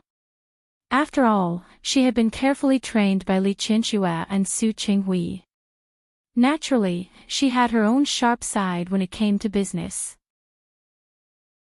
It was true that Hui Yifan and she worked together and used each other. But when they had a common goal, they would certainly work together. Hui Yifan was determined to prove himself. Under her instigation. Under her encouragement, he secretly opened a company. The company was under her and Hui Yifan's name. It was now in the beginning stage. They needed orders. Su Peijian had just handed over the plan, but Hui Yifan was bold enough to take out an order from Tianyu Group. This was the first order of their new company. Su Peijian attached great importance to it, and so did Hui Yifan. The two of them had been extremely busy recently, so Su Peijian had neglected Xiang Kaiping. Not to mention coming back for dinner. Sometimes, she didn't even come back to sleep. Today, it was because Hui Yifan went to confirm the final details with the other party that she remembered to come back to see Xiang Kaiping. Unexpectedly, Xiang Kaiping didn't need her to see her at all. Someone was already rushing to be a filial daughter. Su Qingsang, I haven't thought about how to deal with you for your previous troubles. But you came to provoke me first. What? Not only did you snatch away the mother who raised me, but now you're not even letting go of the mother who gave birth to me. Su Peijian felt that she really couldn't take this lying down. Her disgust and hatred for Su Qingsang doubled at this moment. She stood up and paced back and forth in the room. She suddenly took out her phone and flipped through the photos of Su Qingsang and the wild man. In fact, she had seen the photos of the man and Su Qingsang hugging each other a few times over the past few days. It was just a faked photo. If there was anything, it was not solid evidence. If she wanted solid evidence, she was afraid that she would need more evidence. Su Peijian flipped through the photos again and still felt that they were not suitable for direct use. After thinking about it, she sent the single photo of Zhang Yichen to Hui Yifan. Chapter 569. Su Peijian didn't expect things to become so interesting. The man named Zhang Yichen was Hui Yifan's uncle? That would be fun. Su Peijian flipped through the photos again. She didn't have a plan at first, but now she was starting to have a different idea. Hua Jinyao couldn't really suspect Su Qingsang with just a few photos that were out of place. After all, Hua Jinyao was not stupid. He could see what she could see.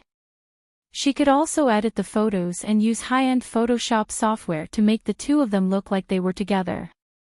However, that kind of method was too low-end, and she would not do it. So, how could he make these two people really have a relationship? Xiang Kaiping looked at Su Peijian. It was rare that Su Peijian had been eating at home these past 2 days. She wanted to call Su Qingsang and ask her to send a physical therapy device to Ms. Xiao. Su Peijian, on the other hand, had been staying at home for the past few days. "Mom, what's wrong with you? Why are you looking at me like that?" Su Peijian gracefully drank the soup in front of her. Ms. Xiao's cooking skills were pretty good. Why are you free today? Not only am I free today. Haven't I been staying at home with you these days? Su Peijian raised her eyebrows and looked confused. "Mom, you don't like me staying at home with you?" Yes. He just felt that it was a little abnormal and strange. Xiang Kaiping couldn't help but take another look at Su Peijian. She seemed to be in a good mood. "As long as you like it, Mom." As Su Peijian spoke, she picked up some food for Xiang Kaiping. "Mom, try this." Xiang Kaiping looked at the piece of fish in her bowl, then at Su Peijian. She was confused by Su Peijian's overjoyed attitude. His lips moved, wanting to say something, but in the end, he swallowed it back. "Oh right. Mom. I have a boyfriend." "Boyfriend?" Xiang Kaiping looked up at her. "Where are you from? What does he do? How old are you?" Xiang Kaiping couldn't help but feel nervous. When she met Su Qingsang, she was already married. She couldn't care less even if she wanted to. But Su Peijian, on top of her concern, was also worried. "Mom, look at you. I'm talking about a boyfriend now, not marriage. When our relationship is more stable, I'll bring him to see you." Xiang Kaiping knew that Su Peijian always had her own ideas. Naturally, there was no need to say anything else. However, he was still worried. "You just arrived in Rong City, so you don't know much about the people here. It's better to be cautious in everything." "Mom, don't worry. I promise you'll be satisfied. Be it family background or anything else, there's nothing to pick on." The more she said that, the more worried Xiang Kaiping became. When it came to Su Peijian, she realized that she couldn't be too gentle or too heavy. She didn't know what to do. Hua Jinyao looked at the report in front of him and raised his head to look at Yang Wenchang's face. There was still a trace of uncertainty in his eyes. Is he crazy? Yang Wenchang couldn't answer Hua Jinyao's question. If Hua Jinyao hadn't asked him to keep an eye on Su Peijian, he wouldn't have found out. Hua Jinyao didn't know what expression to put on at this moment. Lu Tongjia had tried her best to hand over Tianyu Group to Hua Yifan, but he ran off to start a company at this time. Hua Jinyao and the others all had their own companies. Some were for fun, and some were given to them by their elders to train their abilities. Hua Jinyao had a few other companies. The scale of his companies couldn't be compared to Tianyu Group. The projects he ran were also completely different from Tianyu Group. The others were in the same situation. No one was like Hua Yifan, who wanted to snatch the orders from Tianyu Group. Hua Mingguang and Old Master Hua wouldn't allow such a thing to happen, let alone Hua Jinyao. They didn't stop the younger generation from developing their own businesses, and they also encouraged them to have their own ideas and insights. However, the premise was that they couldn't harm the interests of their families or Tianyu Group. "President Hua, what do you think we should do?" "What should he do?" Hua Jinyao narrowed his eyes and stared at the document in his hand. He suddenly looked up at Yang Wenchang with an obvious calculating look in his eyes. "Don't do anything for the time being." Hua Jinyao thought for a moment and added, "No. It's not that we don't do anything. There's still something we can do." Yang Wenchang looked at Hua Jinyao. At this moment, Hua Jinyao's eyes were full of calculation. After listening to Hua Jinyao's instructions, his eyes lit up. President Hua, that's a good idea. But when the time comes, I'm afraid that Vice President Hui Yifan will go crazy, right? Then let him go crazy. Hua Jinyao wouldn't sympathize with Hui Yifan. He understood that he wanted to make money and gain benefits, but there were some things that couldn't be crossed. And now, he was waiting to see Hui Yifan fail. Hua Jinyao was waiting for Hui Yifan to turn the tables, and Su Peijian was also waiting for an opportunity. After being with Hui Yifan, she gradually figured out the relationship between the people in the Hua family. Su Peijian, who was born in the Su family and had been carefully trained by Li Qianxue, was much more sensitive than Su Qingsang in this regard. She used the shortest time possible to figure out the relationship between Hui Yangxiu and Hui Yangyuan's families. She also found out a very interesting thing, which was that Hua Jinyao had a good relationship with his good uncle. She just didn't know what kind of expression Hua Jinyao would have when he found out that his good uncle actually coveted his wife and even slept with his wife. Su Peijian didn't expect the opportunity to come so soon. What did you say? Su Peijian looked at Hui Yifan. The two of them had just gone crazy. She was very sticky and was about to take a shower when she heard Hui Yifan's words. I said, Old Master wants you to go to the Hua family for the Dragon Boat Festival. Hui Yifan poured a glass of red wine from the bedside table and took a sip. He looked at Su Peijian with a hint of playfulness in his eyes. Why? You don't want to go? Don't think that he didn't know how much Su Peijian wanted this opportunity. Of course, I'll go. Su Peijian propped up her body and turned to lie on his chest. There should be a lot of relatives coming to your family for the Dragon Boat Festival, right? Yes. My great-aunt and great-uncle's family will all come this time. Su Qingsang hadn't been in Rome City during the Lunar New Year. After she came, it was rare for them to get together.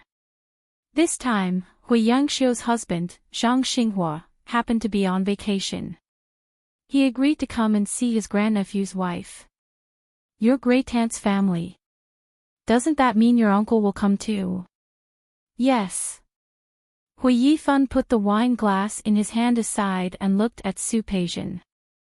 I find that you seem to care a lot about my uncle. Why? Are you jealous? Su Peijian looked at Hui Yifan, and the smile on her face grew brighter. A little. I care about him because I've never had a soldier in my life before. Also, I find that your grandfather seems to like him very much. It had been more than a month since she found out about Su Qingsang and Zhang Yichen.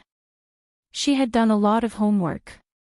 Old Master Hua seemed to like this nephew very much, and Zhang Yichen respected Old Master Hua very much. As long as he was in Rome City, he would come to visit Old Master Hua. Yes. My uncle is young and promising. My grandfather likes him very much. Hui Yifan suddenly turned over and pressed Su Peijian under his body. Woman, I don't like it when you talk about other men in front of me. I'm not talking about other men. Su Peijian looked at Hui Yifan with a meaningful smile. I'm trying to please your grandfather for you. Really? Then I'll thank you in advance. Hua Jinyao liked her cleverness. He lowered his head and began to plunder again. It was the family dinner for the Dragon Boat Festival. Su Peijian and Hua Jinyao arrived early. However, some people arrived even earlier than them. Hui Yangyuan came with his eldest son and daughter-in-law. His youngest son was here, and his daughter-in-law was on a business trip. However, a few of his grandchildren also came along this time. His children were a few years younger than Hua Jinyao's. They were sitting in a circle together. Hui Yangxiu came with her son and daughter. Her eldest son, Zhang Liangzi, and her eldest daughter, Zhang Hanlei. She didn't see Zhang Yichen. It was said that he had a mission yesterday and would be late. However, Zhang Hanlei's and Zhang Liangzi's children were both here. The two families sat together, and the living room was very lively. Other than them, Hua Mingmei's and Hua Mingliang's families were also here. Su Qingsang walked in and greeted the elders one by one. When she glanced at Hua Yang, she realized that one person seemed to be missing. Hui Yifan wasn't here yet. He didn't keep her waiting for long. Soon, Hui Yifan arrived with Su Peijian. Su Peijian gracefully greeted the elders. Before coming, Hui Yangyuan and his sister had heard that Su Peijian was coming, so they had prepared gifts for her. Su Peijian hadn't looked at Su Qingsang since she came in. Zhang Hanlei, on the other hand, seemed to have realized something and exclaimed. What a coincidence! Both Jinyao's wife and Yifan's girlfriend have the surname Su. Not only that, but they're sisters. Hua Mingmei explained. Zhang Hanlei was a little surprised. However, there were many elders here today, so Hua Mingmei didn't make it too clear. She only said that they were sisters. She didn't mention anything about an illegitimate daughter. However, everyone present was smart. Last time when the Su family came, they didn't see Su Peijian. They were afraid that there was something fishy going on. For a moment, everyone's eyes fell on Su Peijian, as if they wanted to understand something. Su Peijian felt everyone's gazes, but she calmly walked to Su Qingsang's side and sat down next to her. Hua Jinyao was talking to old Master Hua. Seeing Su Peijian's action, he almost got up and walked to Su Qingsang. At that moment, Hui Yifan sat next to him. Brother, let Peijian catch up with her sister. We can talk about the company. Hua Jinyao saw Hui Yifan's expression and then looked in Su Qingsang's direction. At that moment, she gave him a look. Hua Jinyao was relieved. Su Qingsang wasn't someone who would let herself be taken advantage of. Yeah, we're sisters. You can't tell, can you? Because I look like my grandmother, but my sister looks like my father. Su Qingsang looked at Su Peijian's hand on her arm and didn't pull it away. Instead, she glanced at Su Peijian. My sister and I, because we don't look alike, growing up, people always said that we were cousins, not real sisters. Su Peijian hooked Su Qingsang's hand and smiled brightly. Actually, these people don't know that we're real sisters. Sister, don't you think so? Yes. There were so many people here, including the relatives of the Hua family. Su Qingsang wouldn't have a conflict with Su Peijian. She grunted in response and tried to pull her hand out. However, Su Peijian held it so tightly that she couldn't break free. Speaking of which, we've been close since we were young. My sister married my brother-in-law, and I couldn't bear to let her go. I didn't want to be separated from her at all. So, she came to Rong City, and I followed. As she spoke, Su Peijian looked at Hui Yifan, her eyes full of gentleness. I didn't expect my luck to be so good. I met Yifan. I didn't expect him and my brother-in-law to be brothers. It's all right now. We two sisters married two brothers. Speaking of which, it's really a good story. Sister, don't you think so? Su Qingsang looked at Su Peijian's acting as if it was real, then looked at her arm that was hooked around her, and nodded. Yes. It's really a good story. When she said the word good, she deliberately raised her voice a little. It sounded very much like the dialect of Lin City. In the dialect of Lin City, the pronunciation of good and fake were the same. Others couldn't tell, but Su Peijian definitely knew what she was talking about. Of course, Su Peijian understood. But she was sure that Su Qingsang wouldn't expose her. The smile on her face became brighter and brighter. Sister, when I think about marrying into the same family as you, I'm really happy. Yes. I'm very happy too. Su Qingsang said lightly, with a decent smile on her face, but her hand subtly pulled Su Peijian's hand away. Su Peijian didn't let her pull her hand away. Instead, she moved her face closer to Su Qingsang and said in a very soft voice. Su Qingsang, seeing me appear in front of you like this, and you can't get rid of me, does it make you feel very uncomfortable? Only they could hear her words. She still had a smile on her face. People who didn't know better would think that the two sisters were talking happily. Su Qingsang looked at the pride on her face, and the smile on her face was even more friendly than she looked. It's not uncomfortable. I'm actually quite happy. Su Qingsang mimicked her and spoke with a smile. Do you know why I'm very happy? After all, seeing the once high and mighty young lady of the Su family try so hard to make trouble for me. This matter in itself makes me very happy. What goes around comes around. Didn't you dislike me? Didn't you disdain to care about me? Then why did you appear like this now? Su Peijian almost couldn't hold the smile on her face. The two sisters were very close, and only Su Qingsang saw the flash of resentment in Su Peijian's eyes. Her expression didn't change, and she successfully pulled her hand out and placed it on Su Peijian's shoulder. It looked like the two sisters were whispering to each other. Su Qingsang, don't be too proud. Life is full of ups and downs. You can't always be proud. Su Peijian couldn't hold the smile on her face. Yes. I know that life is full of ups and downs, but no matter what, there is one thing that can't be changed. What? That is, you can never be the young lady of the Su family again. Li Qianchue's daughter is me. It wasn't that Su Qingsang didn't know how to hurt people, but she didn't care. And the premise of her disdain was that Su Peijian didn't provoke her. Su Peijian's face was ugly, and her body stiffened. She almost stood up, but Su Qingsang pressed her shoulder at the right time. The smile on her face became softer and softer. Sister, you should pay attention to your image. This is the Hua family, and you haven't officially married Hui Yifan yet. In other words, there were still variables in this matter. Hui Yifan might just be playing with her, and it was still uncertain whether she could marry into the Hua family in the end. But she was different. She was now the legitimate young lady of the Hua family.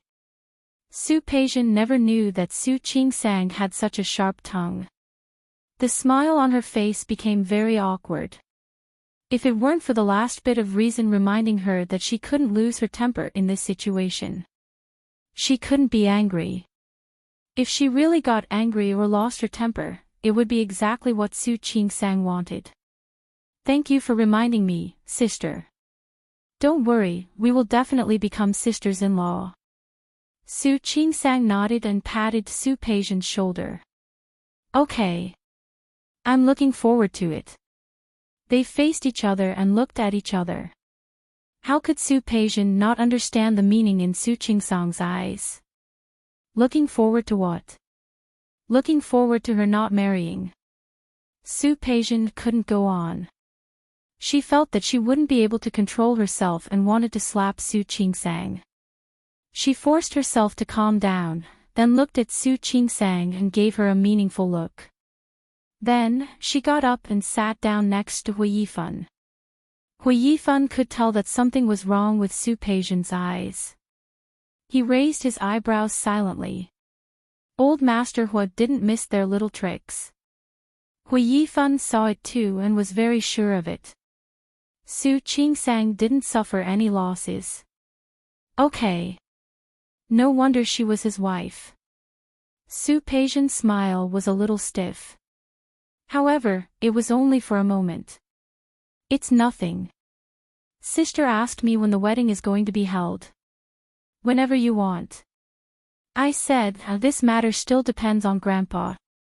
Su Peijian glanced at Hui Yifan, then at Old Master Hua. If Grandpa doesn't object to me marrying into the Hua family, of course, I can do it any time. Not at all. Old Master Hua smiled. During this period of time, he felt that Su Peijian was a good person. Knowledgeable and insightful.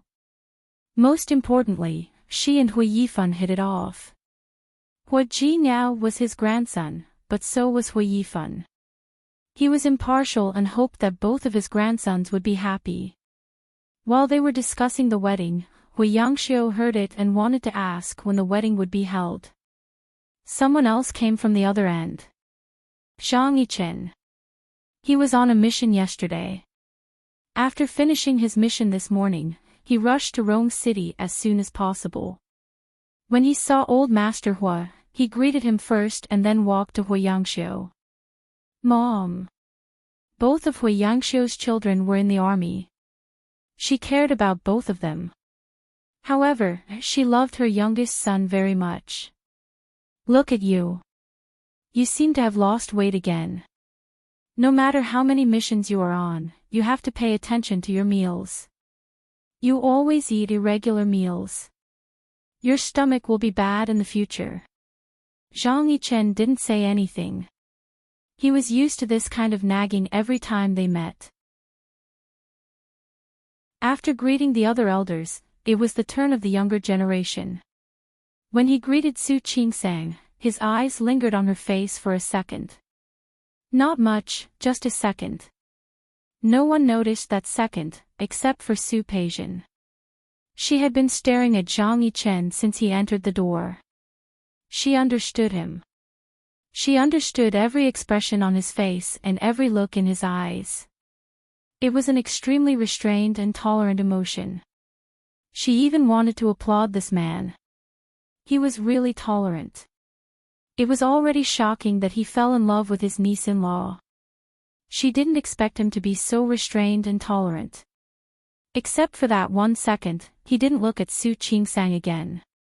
If Su Peijian hadn't been paying attention to him, if she hadn't known what he was thinking, she probably wouldn't have noticed it.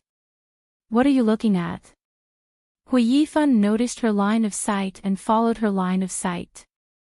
Zhang Yichen had already walked to his father and sat down. He was in the same army as Zhang Xinghua, but they didn't see each other often. Because they were in different military regions, they could only see each other when they went home. However, both of them had their own things to do. Sometimes, they didn't even see each other once a month. Nothing. Su Peijian shook her head. Seeing Zhang Yichen, her heart, which had been hurt by Su Qingsang, finally calmed down a little. She looked at Zhang Yichen and then at Su Qingsang. Su Qingsang didn't notice. She didn't know what Zhang Yichen was thinking. She was glad that she didn't send the photo to Hu Jiniao. There were a lot of people, so the living room couldn't be quiet. The sound of people talking and talking to each other perfectly covered Zhang Yichen's thoughts. More importantly, he wouldn't allow his emotions to leak out in the slightest on such an occasion. Even so, Su Peijian, who had been paying attention to him, noticed the way Zhang Yichen looked at Su Qingsang. At that time, Su Qingsang seemed to be going to the bathroom. Zhang Yichen glanced at her. Although he quickly looked away, Su Peijian felt that it was getting more and more interesting. If a person kept suppressing his feelings, what would happen in the end? She was looking forward to it. Lu Tongjia noticed Zhang Yichen's gaze as well. She couldn't help but look at Su Qingsang. She found that Su Qingsang still had some dignity. She didn't openly flirt with Zhang Yichen, which made Lu Tongjia feel relieved. If the two of them were really that shameless, she wouldn't be able to tolerate it for even a minute. There were a lot of guests at the moment, so she didn't have time to argue with Su Qingsang. She could only slowly warn Su Qingsang about her image in the future. Almost all the important relatives had arrived today.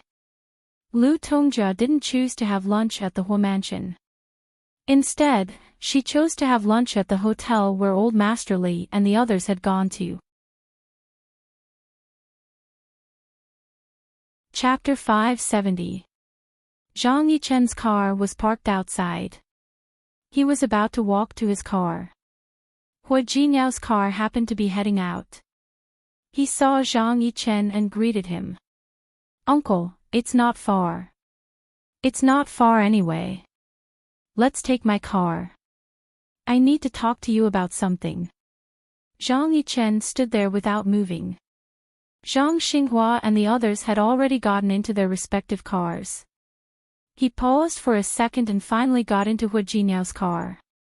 Lu Tongjia had already gotten into Hu Mingguang's car and left. Behind them was Hu Yifen's car. Sitting in Hu Yifen's car, Su Peijian watched Zhang Yichen get into Hu Jinyao's car from afar.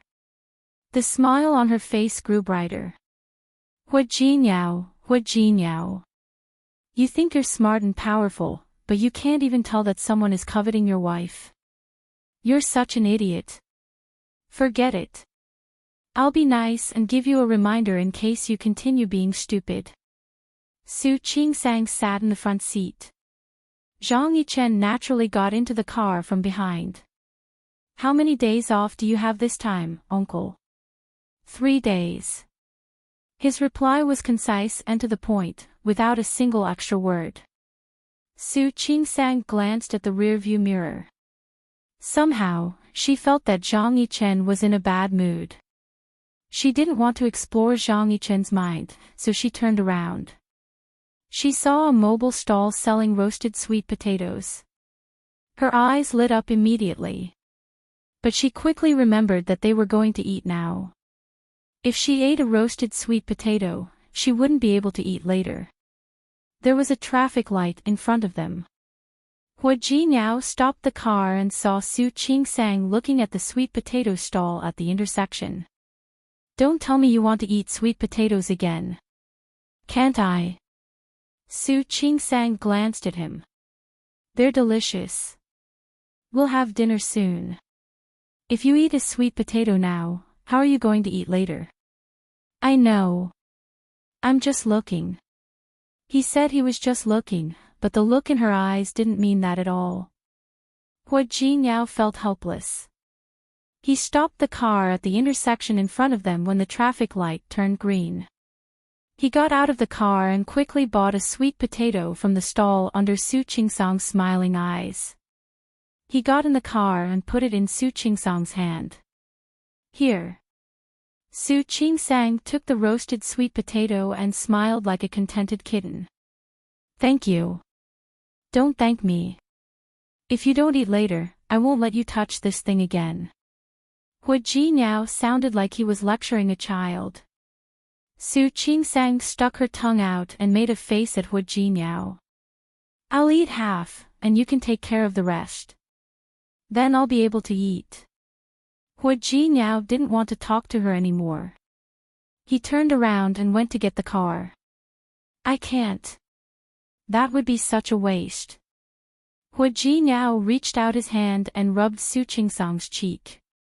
All right, hurry up and eat. Leave the rest to me, okay? Jinyao, you're so nice. Su Qingsang leaned over and kissed him on the cheek. After the kiss, she realized that Zhang Yichen was still sitting in the back of the car. She blushed. He hurriedly backed away, his face full of discomfort. Hu Jinyao noticed it too, but he didn't take it to heart. To him, no matter how old Zhang Yichen was, he was still his elder. Looking at Su Qingsang, he felt a little helpless. You don't have to go that far, do you? You're so satisfied with a roasted sweet potato. Su Qingsang's reaction was to give him a look that said, you don't understand. This kind of pure happiness was something he would never understand. Out of politeness, Su Qingsang asked Zhang Yichen if he wanted some sweet potato. Zhang Yichen looked at her and shook his head expressionlessly. Su Qingsang felt so stupid. Did she think everyone was like her? Satisfied with a sweet potato. The sweet taste of the sweet potato made her forget her embarrassment. She only ate a small part of it, then stopped eating. Before getting out of the car, she held up the remaining half of the sweet potato and looked at Hu Jinyao. Jinyao. Hu Jinyao looked at her. Without reaching out his hand, he finished the sweet potato in a few bites. On the other side, Zhang Yichen got out of the car without saying anything to them. The car door slammed loudly. Su Qingsang's hand, which was holding the sweet potato, trembled. Seeing that Hu Jinyao was heading to the hotel, she couldn't help but look at him. Is uncle angry? How can that be? Uncle doesn't get angry so easily. Hu Jinyao also saw Zhang Yichen's back. That strange feeling from before came again. In fact, he asked Zhang Yichen to get in his car today to test him. Zhang Yichen wasn't an emotional person, but thinking about it, it seemed that every time Su Qingsang was around, his emotions would be very abnormal. Hu Jinyao was suspicious. His eyes fell on Su Qingsang's face. She didn't seem to take Zhang Yichen's behavior to heart. He was more or less relieved. However, he couldn't help but want to test Zhang Yichen. There were a lot of people eating together. One table couldn't fit all of them. 2 big tables were filled with people. The elders sat at one table, and the rest of the younger generation sat at the other. For some reason, when Su Qingsang and Hu Jinyao sat together, Zhang Yichen sat next to Hu Jinyao. Zhang Yichen and Hu Jinyao were good friends. When they sat together, no one would think too much. Sitting next to Su Qingsang was Su Peijian and Hu Yifan. Su Peijian had deliberately sat down a little later just to sit with Su Qingsang. Hu Jinyao had to drive later, so he didn't drink. Su Qingsang didn't like drinking, so she politely declined. However, Su Peijian didn't want to let it go. She raised her glass and looked at Zhang Yichen. This is the first time I've met you, uncle. Let me propose a toast to you. Su Peijian raised her glass and proposed a toast to Zhang Yichen. In the past, Zhang Yichen wouldn't drink. But today, for some reason, he drank it. Su Peijian smiled. After drinking half of the wine in her glass, she glanced at Hu Yifan. Aren't you going to propose a toast to your uncle? Hu Yifan glanced at her. He didn't understand what she meant. Although Zhang Yichen wasn't as close to them as he was to Hu Jinyao, they had a good relationship. Uncle, let me propose a toast to you. With these 2 people taking the lead, Hu Manzi, Hu Yang, Hu Qinghan, and Hu Qingwan all came to propose a toast to Zhang Yichen. However, if Wei Sihai and Wei Ximing's cousins came to propose a toast to Zhang Yichen, seriously speaking, this generation of people had a lot of opportunities to meet each other. However, Zhang Yichen showed up the least often. Every Chinese New Year, he was either on a mission or in the army. It was extremely rare for him to be able to attend a gathering with his entire family. Zhang Yichen used to have a lot of self-control. Today, maybe it was because of the Chinese New Year, or because he hadn't gotten together with this group of people for a long time. As soon as someone proposed a toast to him, he drank all the wine. Su Qingsang and Hu Jinyao had been lovey-dovey. Now, seeing the scene in front of her, she began to feel that something was wrong. She glanced at Hu Jinyao and signaled him to stop Zhang Yichen from drinking. After all, this group of people was 1 generation younger than Zhang Yichen. If he didn't want to drink, he could totally refuse. Hu Jinyao turned around and also noticed that something was wrong with Zhang Yichen. However, he didn't stop Zhang Yichen from drinking as Su Qingsang expected. Instead, he glanced at Su Qingsang and signaled her to pick up the glass in front of her. Neither he nor Su Qingsang had drunk any alcohol. Uncle, Qingsang and I will drink tea instead of wine. Let's toast to you. Su Qingsang was stunned. She didn't understand why Hu Jinyao still wanted Zhang Yichen to drink. He had drunk quite a lot. Zhang Yichen picked up the glass and looked at Hu Jinyao and Su Qingsang. His eyes seemed to fall on Hu Jinyao, but the focus of his eyes was on Su Qingsang. As Hu Jinyao raised the glass, he drank all the wine in it. Su Qingsang gently pulled Hu Jinyao's sleeve, signaling him to stop toasting and the others to stop trying to persuade him. Zhang Yichen quickly turned his eyes away and continued drinking. Hu Jinyao didn't try to persuade him anymore. Just now, Zhang Yichen looked like he was drunk. Her eyes were also looking at him. For a moment, he felt that he was thinking too much. Zhang Yichen's excessive drinking shocked the elders at the other table. Hui Yangxiu, Hui Yangyuan, and Old Master Hu told them to stop toasting.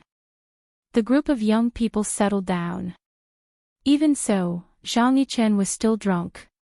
Fortunately, he didn't drive here. Instead, he took Hu Jinyao's car.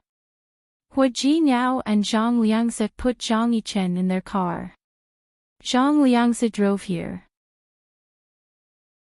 He wanted Zhang Hanlei to take care of Zhang Yichen, but Hu Jinyao said that they would be arriving at the Hu mansion soon, so Zhang Yichen could rest there. Su Peijian kept looking at Zhang Yichen with a smile on her face. That smile was so strange that Hu Yifan felt that something was wrong. My intuition tells me that you are trying to set someone up. Yes. Su Peijian didn't hide it. Why don't you guess who I want to set up? Hu Jinyao. Or Su Qingsang. Su Peijian shook her head with a smile and put her arms around Hu Yifan's neck. I really want something right now, but I don't know the person who sells it.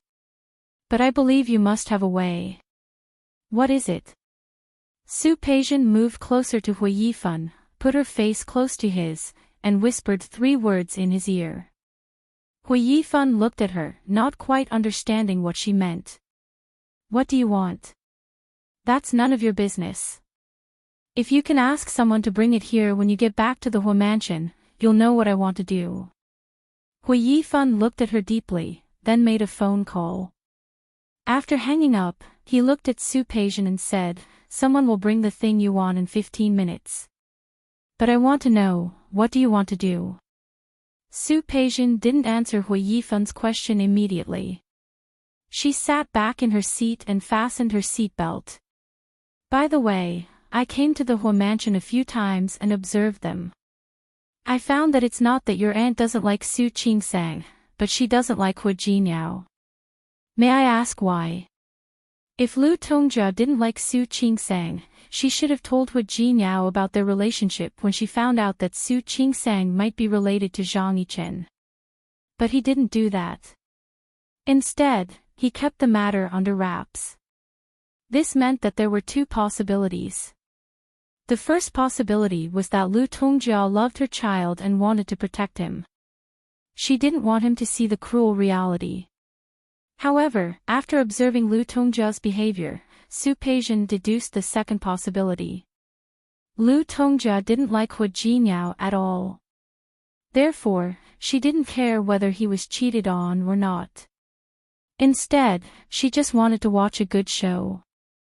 Moreover, she thought that Lu Tongjia wanted to take this opportunity to slap Hu Jinyao in the face. She wanted him to know what would happen to him if he didn't listen to Lu Tongjia and marry the woman she wanted him to marry. Hu Yifan glanced at her. He wasn't surprised by the inquisitive look in her eyes and the obvious desire to gossip. However, he didn't want to answer Su Peijian's question. I don't know.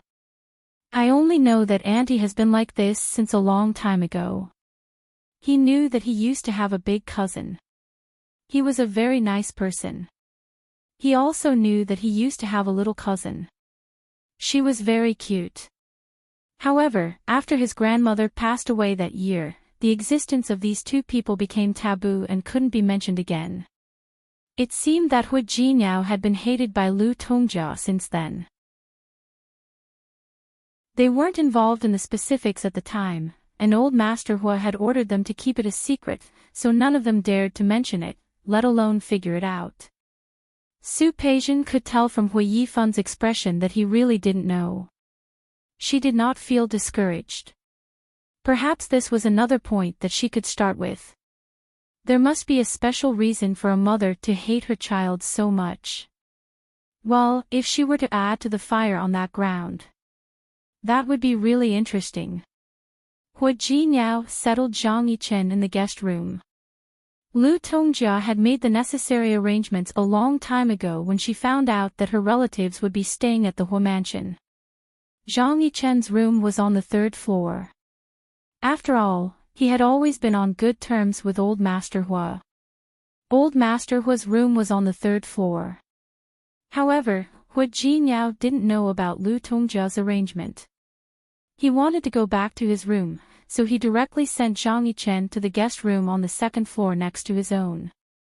Su Qingsang was going back to her room to rest, but for that reason, she followed Hu Jinyao. She watched as Hu Jinyao walked Zhang Yichen back to his room and put him on the bed. He really seems to be very drunk. Should I ask someone to bring him a bowl of soup? Hu Jinyao didn't object. I'll call inside and ask Xia to bring it up. He turned to look at Su Qingsang.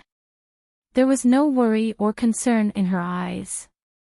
She looked as if a relative had come to visit her. He felt like he should be the host. You must be tired. Go back to your room and rest. I'm here. Su Qingsang didn't object. She didn't want to stay here, especially when she thought of how awkward she had been when she met Zhang Yichen several times. After she left, Hu Jinyao looked at Zhang Yichen's face, which was so red that it was almost purple. Was the look he gave Su Qingsang on purpose or not? After all, they had grown up together. Hu Jinyao didn't want to think too badly of Zhang Yichen. He waited for a while, but Xia didn't bring up the soup. He walked out of the room to ask Xia what was going on. There were many guests that day. Although Zhang Yichen was the one who drank the most, there were also people who drank a lot. The elders all drank a little. At that moment, Lu Tongjia was ordering people to bring them the soup. Hu Jinyao stood on the stairs and listened to Lu Tongjia's instructions. The soup would be delivered, so he didn't worry anymore. He turned and went upstairs to Zhang Yichen's room to wait. At that time, Su Peijian was helping in the kitchen. She had been here several times. Now that she was in the kitchen, Uncle Cheng and Xia didn't dare to let Su Peijian do anything. Don't be nervous. I'm not here to make trouble. I'm here to help. There are many guests outside. You want to send refreshments and drinks. Now you're even bringing soup. Auntie saw me just now, so I volunteered to help. Lu Tongjia thought that Su Peijian wanted to show off, so she waved her hand and asked her to come to the kitchen. Su Peijian liked to show off, so she could do whatever she wanted. Did she really think that she could please Old Master Hu like that? How naive. Xia and Jiang knew that Su Peijian came here often, so they didn't think much of it. Su Peijian stepped forward and pointed at one of the trays. This is the soup you prepared for the guests, right? Let me carry it. Xiao Jiang and Xiao Xia couldn't argue with Su Peijian, so they told her who the hangover soup was for. Xiao Jiang led Su Peijian upstairs. Su Peijian was only here to help, but this was Jiang's job. Then, you lead the way. I'll carry it from behind. Su Peijian smiled warmly. Jiang let her guard down. They worked as maids in the Hu family. Their salary was higher than outside, and the work wasn't too tiring. The master was quite polite to them. However, there weren't many people who were as kind as Su Peijian. Jiang enjoyed it very much. She walked in front and quickened her pace. Su Peijian followed behind her and delivered the guests who had drunk a little too much and wanted to give them soup to sober them up. Now, there was only one bowl left. Su Peijian followed Jiang into the guest room that Lu Tongjia had arranged for Zhang Yichen, but she didn't find him. Jiang thought for a moment. In the past, when Zhang Yichen came, he would stay next to Hu Jinyao. Could he be here this time? Maybe he's next to young master. There's only one bowl left. Miss Su, let me do it. Sure. Su Peijian handed the tray to Jiang with a smile. Uncle's bowl is the only one left, right? Yes, this is the only one left. Let me do it. Go and rest. Thank you for today. You're welcome. It's nothing. The most important thing is to share Auntie's and Grandpa Hua's worries. Jiang nodded.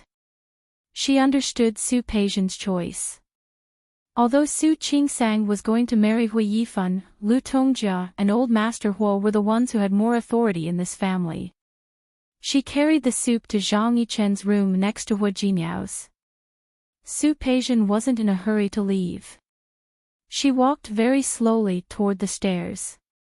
However, when she was halfway up the stairs, she turned around and walked toward Hua Jinyao's room. When she arrived at Zhang Yichen's room, Jiang had already gone in. She seemed to be able to see the sleeping figure on the bed.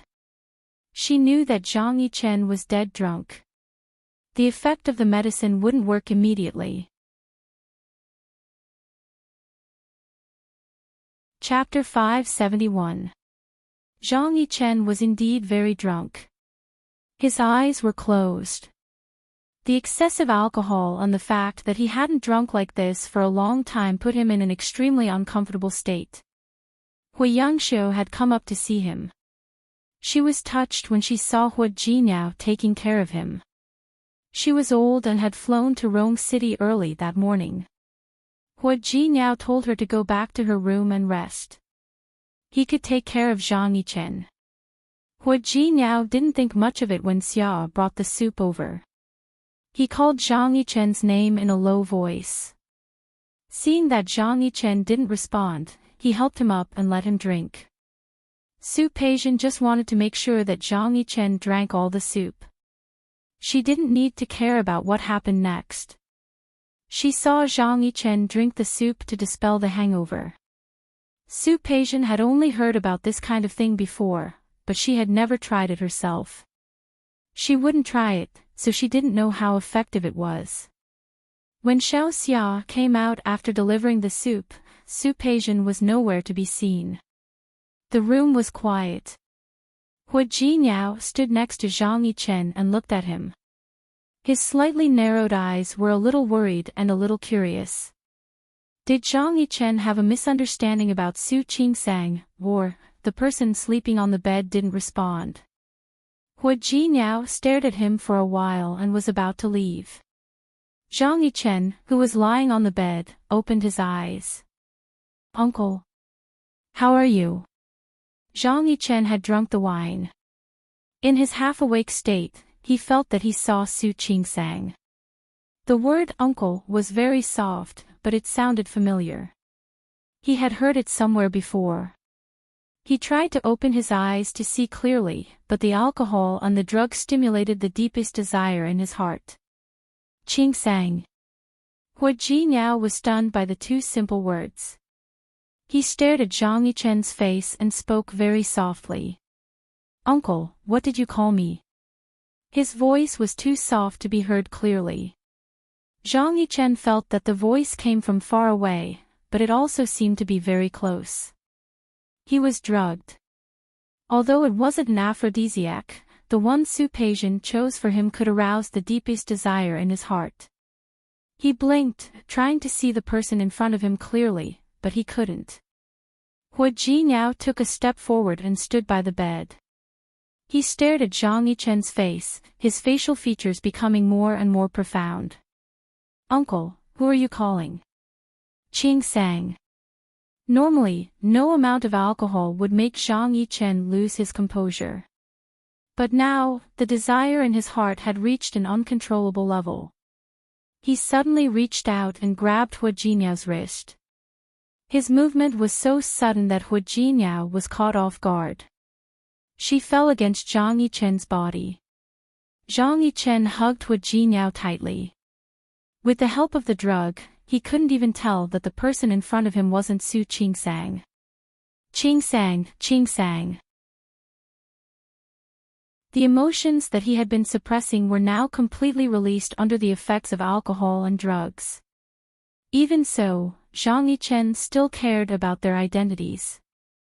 He didn't say anything else to Su Qingsang. Hu Jinyao couldn't move. His speculation had become a reality.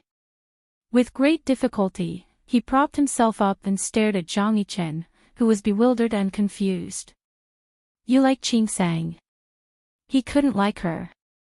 He couldn't like her. In the end, Zhang Yichen nodded. Yes. Qingsang, I like you. She was so special and so smart. He didn't feel it the first time they met, but he felt it again and again. In fact, he didn't spend much time with her.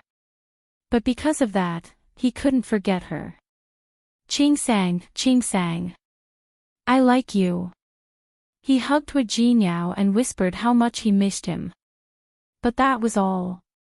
His strong willpower was in conflict with his inner feelings. Even if what he was seeing was just an illusion, he didn't want to and couldn't do more to Su Qingsang. The others didn't understand, but Hu Jinyao did. He restrained himself. Even when he was hugging him, he controlled his strength. He couldn't help but move away from his arms. He was strong, and Zhang Yichen was drunk at the moment, so he easily moved away from Zhang Yichen's arms. Sitting on the edge of the bed, he looked at Zhang Yichen, who was reaching for her again. He suddenly leaned forward. Uncle. I'm married. Have you forgotten? He didn't feel anger or hatred. He understood Su Qingsang's charm. Any man who spent time with Su Qingsang would find her good side. Zhang Yichen found it too. It was normal. Married? Zhang Yichen was confused. The Su Qingsang in front of him seemed more and more unreal. For a moment, he thought he was looking at Hu Jinyao. How could it be Hu Jinyao? He grabbed Su Qingsang's hand. He looked like he was in pain. I know you're married. I know. His voice was hoarse and incoherent, and he sounded like he was in deep pain. He knew that she was married, and her husband was his nephew. That was why he had been trying so hard to suppress it. Why? Why did he fall in love with his nephew's woman? Why? Why are you married? Why? Wasn't I the one who met you first? Zhang Yichen's voice was filled with pain. The greatest pain was not being able to get what one wanted. Qingsang. Qingsang. Hu Jinyao looked at Zhang Yichen's face, and Zhang Yichen looked back at him. The drug was starting to take effect. The hallucination in front of Zhang Yichen became more and more obvious. To his surprise, he saw Su Qingsang staring at him with a gentle face. Qingsang, Qingsang, Qingsang, if I were the one you met first, would you like me? He reached out and hugged her again. Tell me, would you like me too? Would you? He couldn't forget the first time they met. They stood in the corridor of the hospital. She raised her eyebrows and looked at him with a faint smile on her face. She was so smart. She could tell at a glance that the woman was there to blackmail him. He couldn't forget the time when he was discussing things with Crew Cut. He thought he had hidden well. However, Su Qingsang happened to bump into him. She was scared, but she pretended to be calm. She wouldn't beg for mercy. He hadn't seen her much, but he was amazed at the first sight, fell in love with her the second, and fell in love with her the third. He still remembered how relaxed and happy she was when she was with Hu Jinyao. The more he remembered, the more he restrained himself. He knew it was impossible, so he tried his best to suppress it. But those thoughts kept rolling around in his mind in his dreams at night. He always suppressed himself during the day, but he couldn't help but think of Su Qingsang at night. The situation in front of him was different from the dream. The deepest desire in his heart was aroused. He thought that what he saw was an illusion. It was the figure in his dream. He couldn't help but ask the question he had wanted to ask the most. Qingsang, Qingsang, if I were the one you met first, would you like me? He stared at the Su Qing-sang in front of him, insisting on an answer. Hua Jinyao knew that Zhang Yichen was drunk and not sober, but the truth came out of his mouth. The reason why he said that was because he already had such thoughts in his mind. Uncle. He heard his wife's name coming from another man's mouth over and over again. And this man was his uncle. Hua Jinyao wasn't in a good mood. His face was a little gloomy. Qing Sang is married. He reminded him again that no matter what thoughts he had in his mind, he should throw them away and destroy them completely. Immersed in the illusion, Zhang Yichen didn't realize that it wasn't Su Qing Sang who said that. He only heard Su Qing Sang say that she was married. He suddenly hugged him again. I know you are married. Zhang Yichen's voice was filled with pain and bitterness. He hugged Su Qing Sang tightly, unwilling to let go. I just regret that I wasn't the one who met you first. Even if I met you, Qing Sang might not fall in love with you. Why? Zhang Yichen looked at the illusion in front of him. Why don't you love me? Last time, when I was about to kiss you, you blushed. It wasn't a real kiss. He was just trying to intimidate her by getting close to her. But Hua Jinyao didn't know that. He only heard that Zhang Yichen kissed Su Qing Sang. Last time. When was the last time? Why didn't Su Qing Sang mention it to him?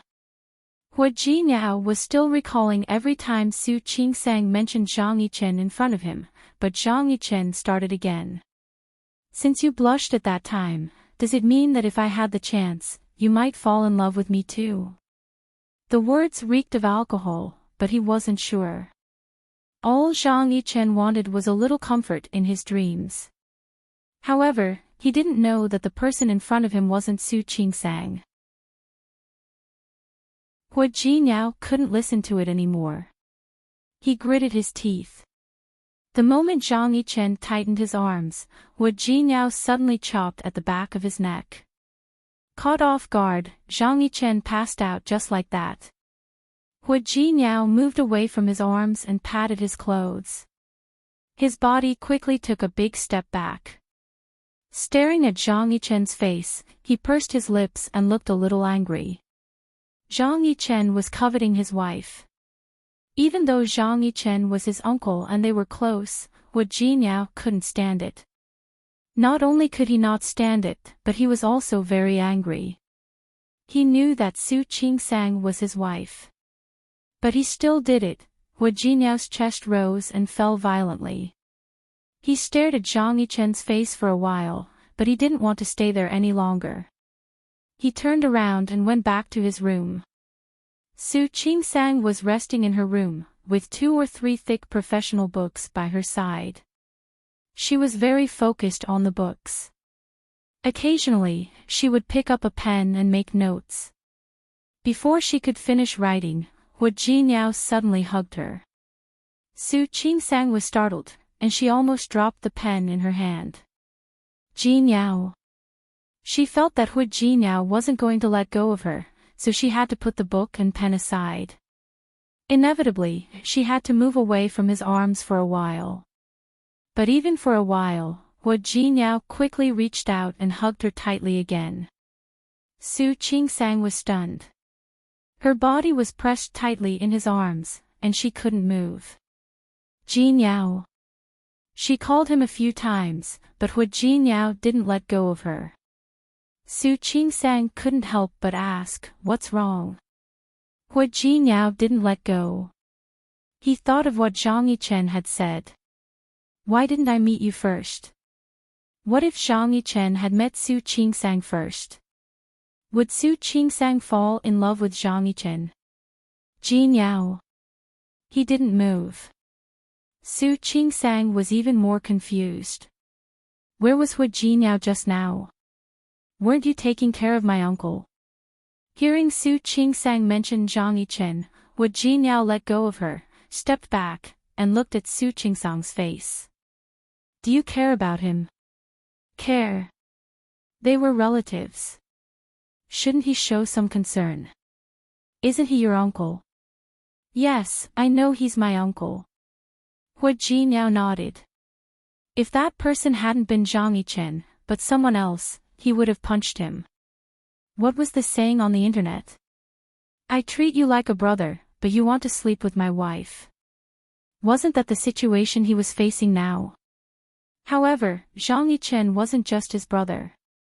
He still remembered that after the kidnapping, he had nightmares and couldn't sleep well at night. At that time, old Master Hua couldn't help him, so he hired a psychiatrist for him. However, the psychiatrist couldn't save him, and he still had nightmares.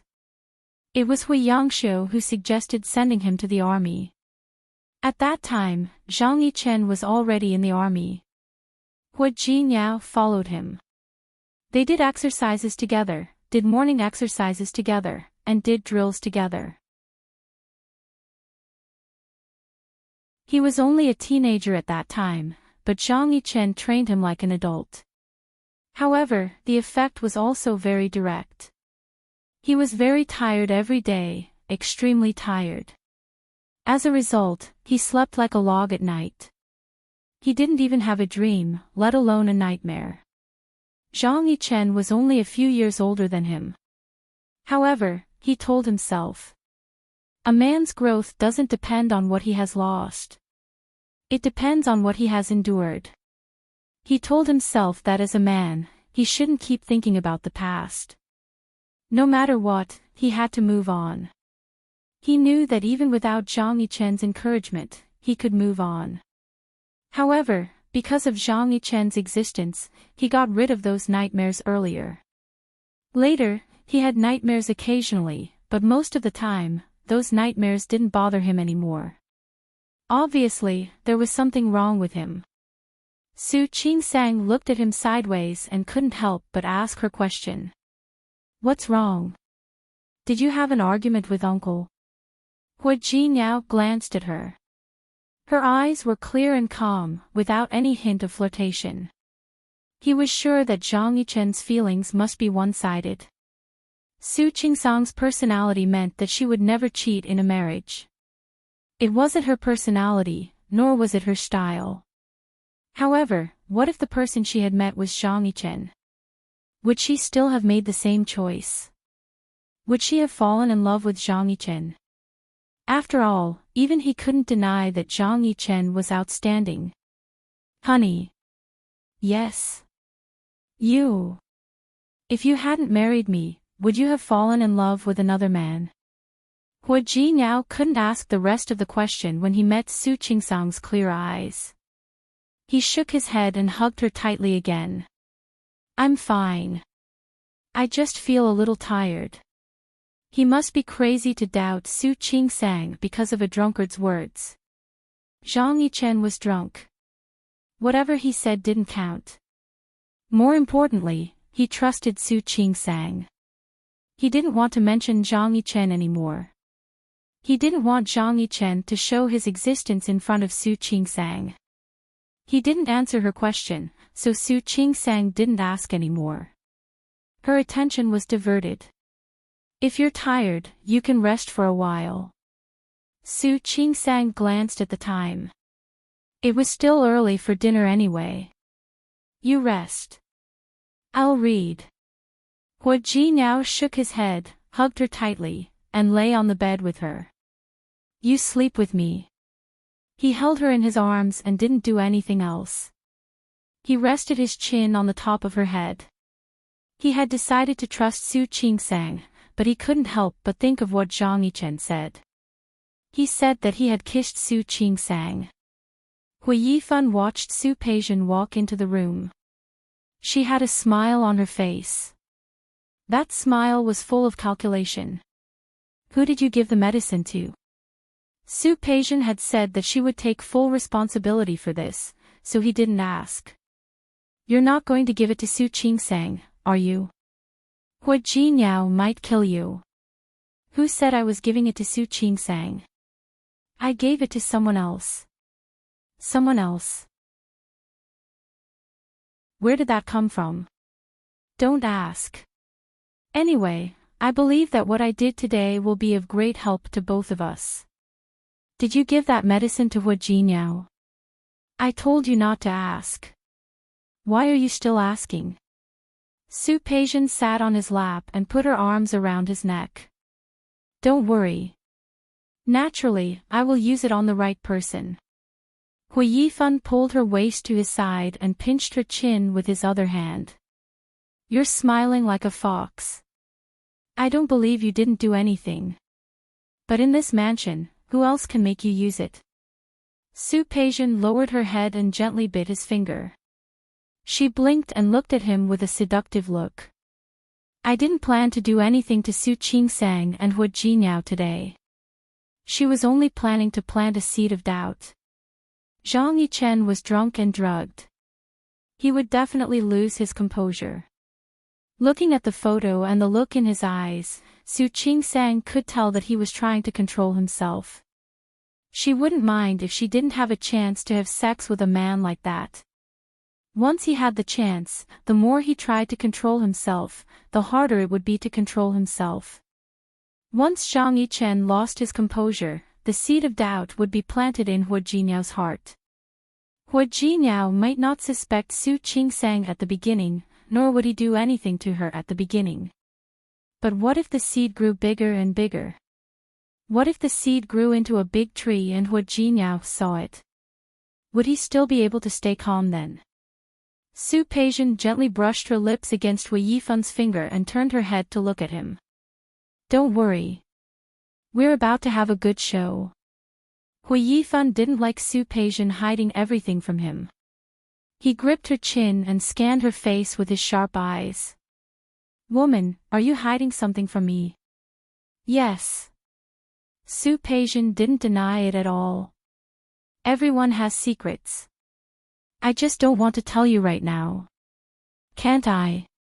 Hui Yifan narrowed his eyes and suddenly turned over, pressing Su Peijian under his body. Okay. But since you don't want to tell me your secret, I have to find out about it. Then I'll have to find out about your other secrets. Su Peijian smiled. She lifted her legs and hooked them around his waist. She cooperated with him. Lu Tongjia was very busy today as the hostess of the Hu family. She had too many things to deal with. She had to take care of all the guests and settle them down. She also had to talk to some of her cousins who rarely came. She sent them back to their rooms to rest. She was busy just now and didn't have time to talk to Su Peijian. She wanted to show off in front of old Master Hu, so she let her be. When she was done, she suddenly thought of Su Peijian. Didn't that woman just say that she would help her? Where did she go? She called Xiao Xia and asked her. She sneered inwardly. She really had to give up on Su Peijian. She called her help by serving a hangover soup. Lu Tongjia really didn't like Su Peijian's opportunism. Not to mention working with Su Peijian. It was true that she didn't like Su Qingsang, but her mind was very clear. She waved her hand and asked Xiao Xia to get to work. She seemed to suddenly think of something. Xiao Jiang. Zhang Yichen, he seems to have drunk a lot. Did you send him some hangover soup? I did. I sent it with Miss Su. Young Master Hu is taking care of him in his room. Hu Jinyao was taking care of Zhang Yichen in his room. Lu Tongjia suddenly felt a little suffocated when she thought of the photos Xiao Jiang had taken. She waved her hand and asked Xiao Xia to leave. Everyone had been arranged. For those who didn't want to sleep, there were different functional rooms in the Hu family for them to move around. She looked upstairs and finally made a turn in the corridor, planning to go to Zhang Yichen's room. But she didn't expect that when she walked over. The guest room was empty. There was no one in it. She immediately called Xiao Xia and asked where Zhang Yichen was. Xiao Xia only said that young Master Hu was taking care of Zhang Yichen, but she didn't say which room he was in. Hearing Lu Tongjia's question, she thought she was worried about Hu Jinyao. She told Lu Tongjia that Zhang Yichen was in the room next to Hua Jinyao's. Lu Tongjia's face became more and more gloomy. She naturally wouldn't think that this was Hua Jinyao's habit. She thought that it must be Su Qingsang's idea. She put her husband in the room next to her own. That was enough. Hua Jinyao was still there. How could Su Qingsang be so shameless? She was angry. Without thinking, she went upstairs to Hua Jinyao's room. She almost had the urge to tell Hua Jinyao about Zhang Yichen and Su Qingsang's dirty things. However, when she walked to Zhang Yichen's room, before she could open the door, she saw Su Qingsang rush out of the room. Her clothes were a little messy. Her hair was also messy. When she saw Lu Tongjia, Su Qingsang was stunned for a moment, then her face instantly turned red. Lu Tongjia's expression changed when she saw Su Qingsang's guilty look. She took a step forward and stared at Su Qingsang's face. She still remembered what Xiao Xia said. Hua Jinyao was taking care of Zhang Yichen in the room. Was that Hua Jinyao in the room? But what was Zhang Yichen doing? Wasn't Zhang Yichen in the room too? Auntie. Su Qingsang nodded and was about to go to her room next door. However, Lu Tongjia blocked her way. She glanced into the room. What was going on? Where is Hua Jinyao? Where is he? He's in the room, Su Qingsang said quickly. She walked around Lu Tongjia and was about to leave.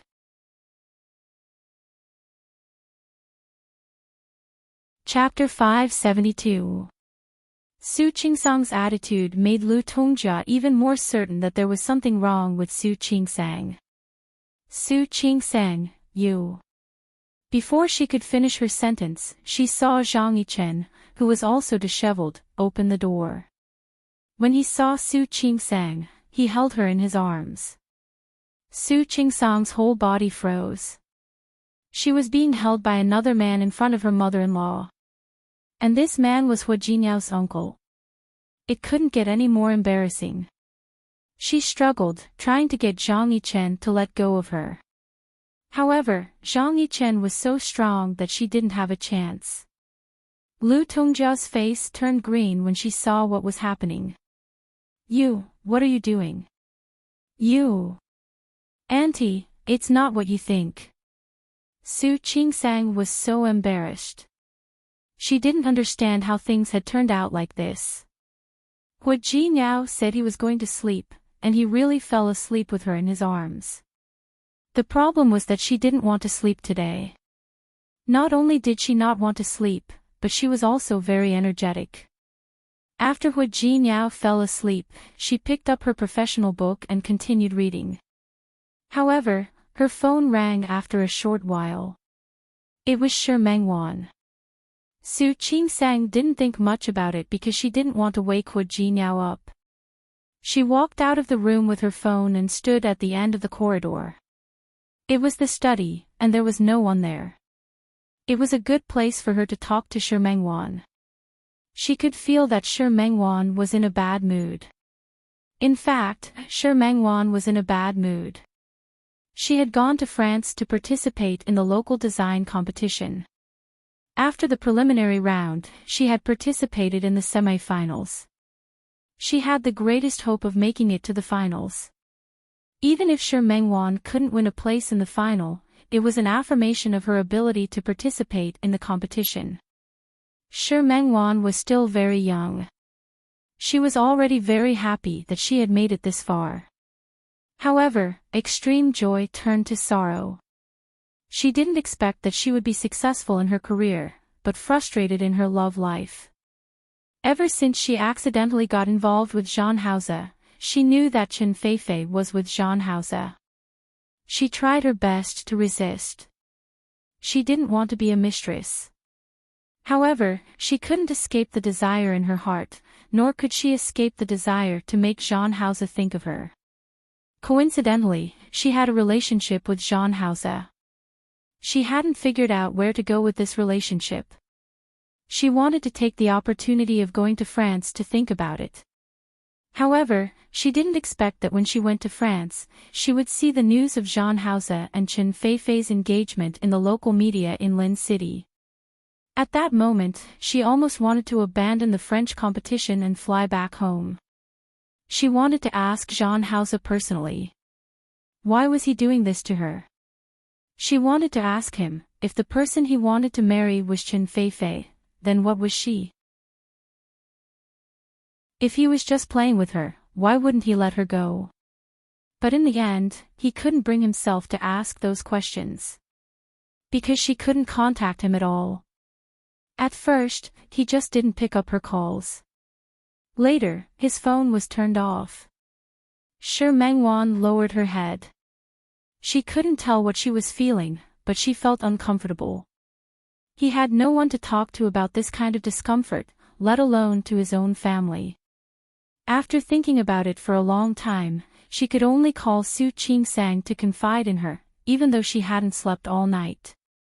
Su Qingsang picked up Shi Mengwan's call and sensed something unusual in her tone.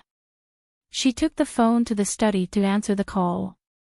Shi Mengwan was about to say something, but she couldn't say it. Even if it was her best friend, she couldn't say that she had become someone else's mistress. Moreover, she had been willing to be a mistress from the beginning. Seriously speaking, what right did she have to criticize Jean Hauze? Shi Mengwan didn't know where to tell Su Qingsang what was on her mind. She only told Su Qingsang some happy things in France. Su Qingsang sensed that something was wrong. She asked again and again, but Shi Mengwan only said that she was too tired from the competition. She didn't mention a word about Jean Hauze. Su Qingsang couldn't find out the reason, so she could only give up. She hung up and was about to go back when Su Yusin called her again. Today was the Dragon Boat Festival, so she couldn't go back to Lin City for the festival. Su Yusin and Li Qianxue both missed her very much. She hadn't reached her room yet. Because she answered the phone, she stopped for a moment. She didn't know that Zhang Yichen was drugged and was sleeping in the room next door. Hua Jinyao was angry just now, so he left in a hurry and didn't close the door. Su Qingsang's voice wasn't loud, but who was Zhang Yichen? He was a soldier, so his hearing was quite good. More importantly, he was drugged. Anyone's voice sounded like Su Qingsang's voice to him. Previously, Hua Jinyao's knife hand strike had knocked him out for just a moment. His well-trained body made him wake up in the shortest time possible. Although he was awake, he wasn't completely awake. Alcohol and drugs, plus Hua Jinyao's chop just now. He was more and more immersed in his own hallucination. At that moment, he heard Su Qingsang's voice. He stood up and walked out of the door, wanting to hear more clearly. The door opened. Su Qingsang was standing at the door, talking on the phone. As soon as she hung up the phone with Su Yusin, Zhang Yichen put his arms around her waist. Su Qingsang was caught off guard by someone hugging her from behind. She was startled. She was already at the door of the room. At first, she thought it was a prank by Hua Jinyao. Jinyao. What are you doing? They were in the hallway. Before she could finish, Hua Jinyao had already put his arms around her waist and brought her back to the room. Su Qingsang realized something was wrong almost as soon as she entered the room. The person behind her wasn't Hua Jinyao. If it wasn't Hua Jinyao, then who was it? She struggled, but her body was held down by Zhang Yichen. He mumbled something, but Su Qingsang didn't hear it clearly. In fact, Zhang Yichen was calling her name. But Su Qingsang didn't hear it clearly. She only heard Zhang Yichen's voice. She didn't need to hear to know that this room belonged to Zhang Yichen. He was drunk. That was Su Qingsang's first reaction. After realizing that, she forced herself to calm down. "Uncle, you're drunk. Let me go." Zhang Yichen held her tightly. The hallucination in front of him became real. He turned her body around. Suddenly, Zhu Qingsang made eye contact with Zhang Yichen. She was startled by him. What a pair of red eyes. They were very red. Uncle. Zhang Yichen's breath reeked of alcohol. Zhu Qingsang turned her face away uncomfortably. She didn't think too much about it. She just thought that Zhang Yichen was drunk. Zhang Yichen stared at the hallucination in front of him. His mind was blank and confused. His reason and his desire were fighting in his heart. The fragrance of the person in his arms was so real. It was so real that he almost thought that it wasn't an illusion. But even if it was an illusion, he didn't want to. Because it was an offense. Zhang Yichen fought with himself. In the end, he could only hold the person in his arms tightly. He thought that it was an illusion. But it didn't work. Instead, the smell made him more and more tempted. Zhu Qingsang. Those two words flashed through his mind again. He couldn't say it out loud. He could only murmur it to himself. Zhu Qingsang couldn't hear it clearly. She didn't want to hear it clearly. Uncle, let me go. Zhang Yichen lowered his head, wanting to take a deep breath of her scent. Zhu Qingsang was startled. Without any hesitation, she raised her foot and kicked Zhang Yichen's calf. If it were any other time, she wouldn't have been able to do that. But today, Zhang Yichen was drugged. He was obviously out of his mind. He had also tried his best to protect her, which allowed Zhu Qingsang to escape from his arms. Zhu Qingsang had been hugged and pressed against by Zhang Yichen. Her hair was messy, and her clothes weren't as tidy as before. However, she didn't expect to run into Lu Tongjia as soon as she went out. The situation made her feel so embarrassed that she wanted to die. She didn't have time to explain to Lu Tongjia. Zhang Yichen, who was behind her, rushed out and hugged her again. Lu Tongjia's face turned completely green. She pointed at the two of them, her face livid. Lu Tongjia glared at Zhu Qingsang. She wanted to burn a hole in Zhu Qingsang's body with her eyes. What are you doing? Lu Tongjia's face darkened. If her eyes were solid, Zhu Qingsang would have been crushed into powder. Auntie, it's not what you think. Uncle is drunk. Drunk? Lu Tongjia was so angry that she laughed. What a shameless couple. You've done such a shameless thing, and you're trying to cover it up. What? Do you think everyone else is stupid? His words were a little harsh, but Zhu Qingsang couldn't care less now. She struggled, trying to make Zhang Yichen let go of her. However, Zhang Yichen's strength wasn't something she could fight back against. Lu Tongjia's whole body trembled. She pointed at Zhu Qingsang, feeling very angry. How dare you? This was really going against the heavens. How can you be so shameless? Don't you have any shame? Zhu Qingsang, don't forget who you are. Of course, Zhu Qingsang wouldn't forget who she was. She also felt embarrassed. But she didn't want the situation to be like this. Auntie, please do me a favor. It's really not what you think. Uncle is drunk. Hua Ji now walked out of the room as soon as she finished speaking. He had been sleeping, but was woken up by the sudden noise. Hearing Lu Tongjia's suppressed voice, he walked out.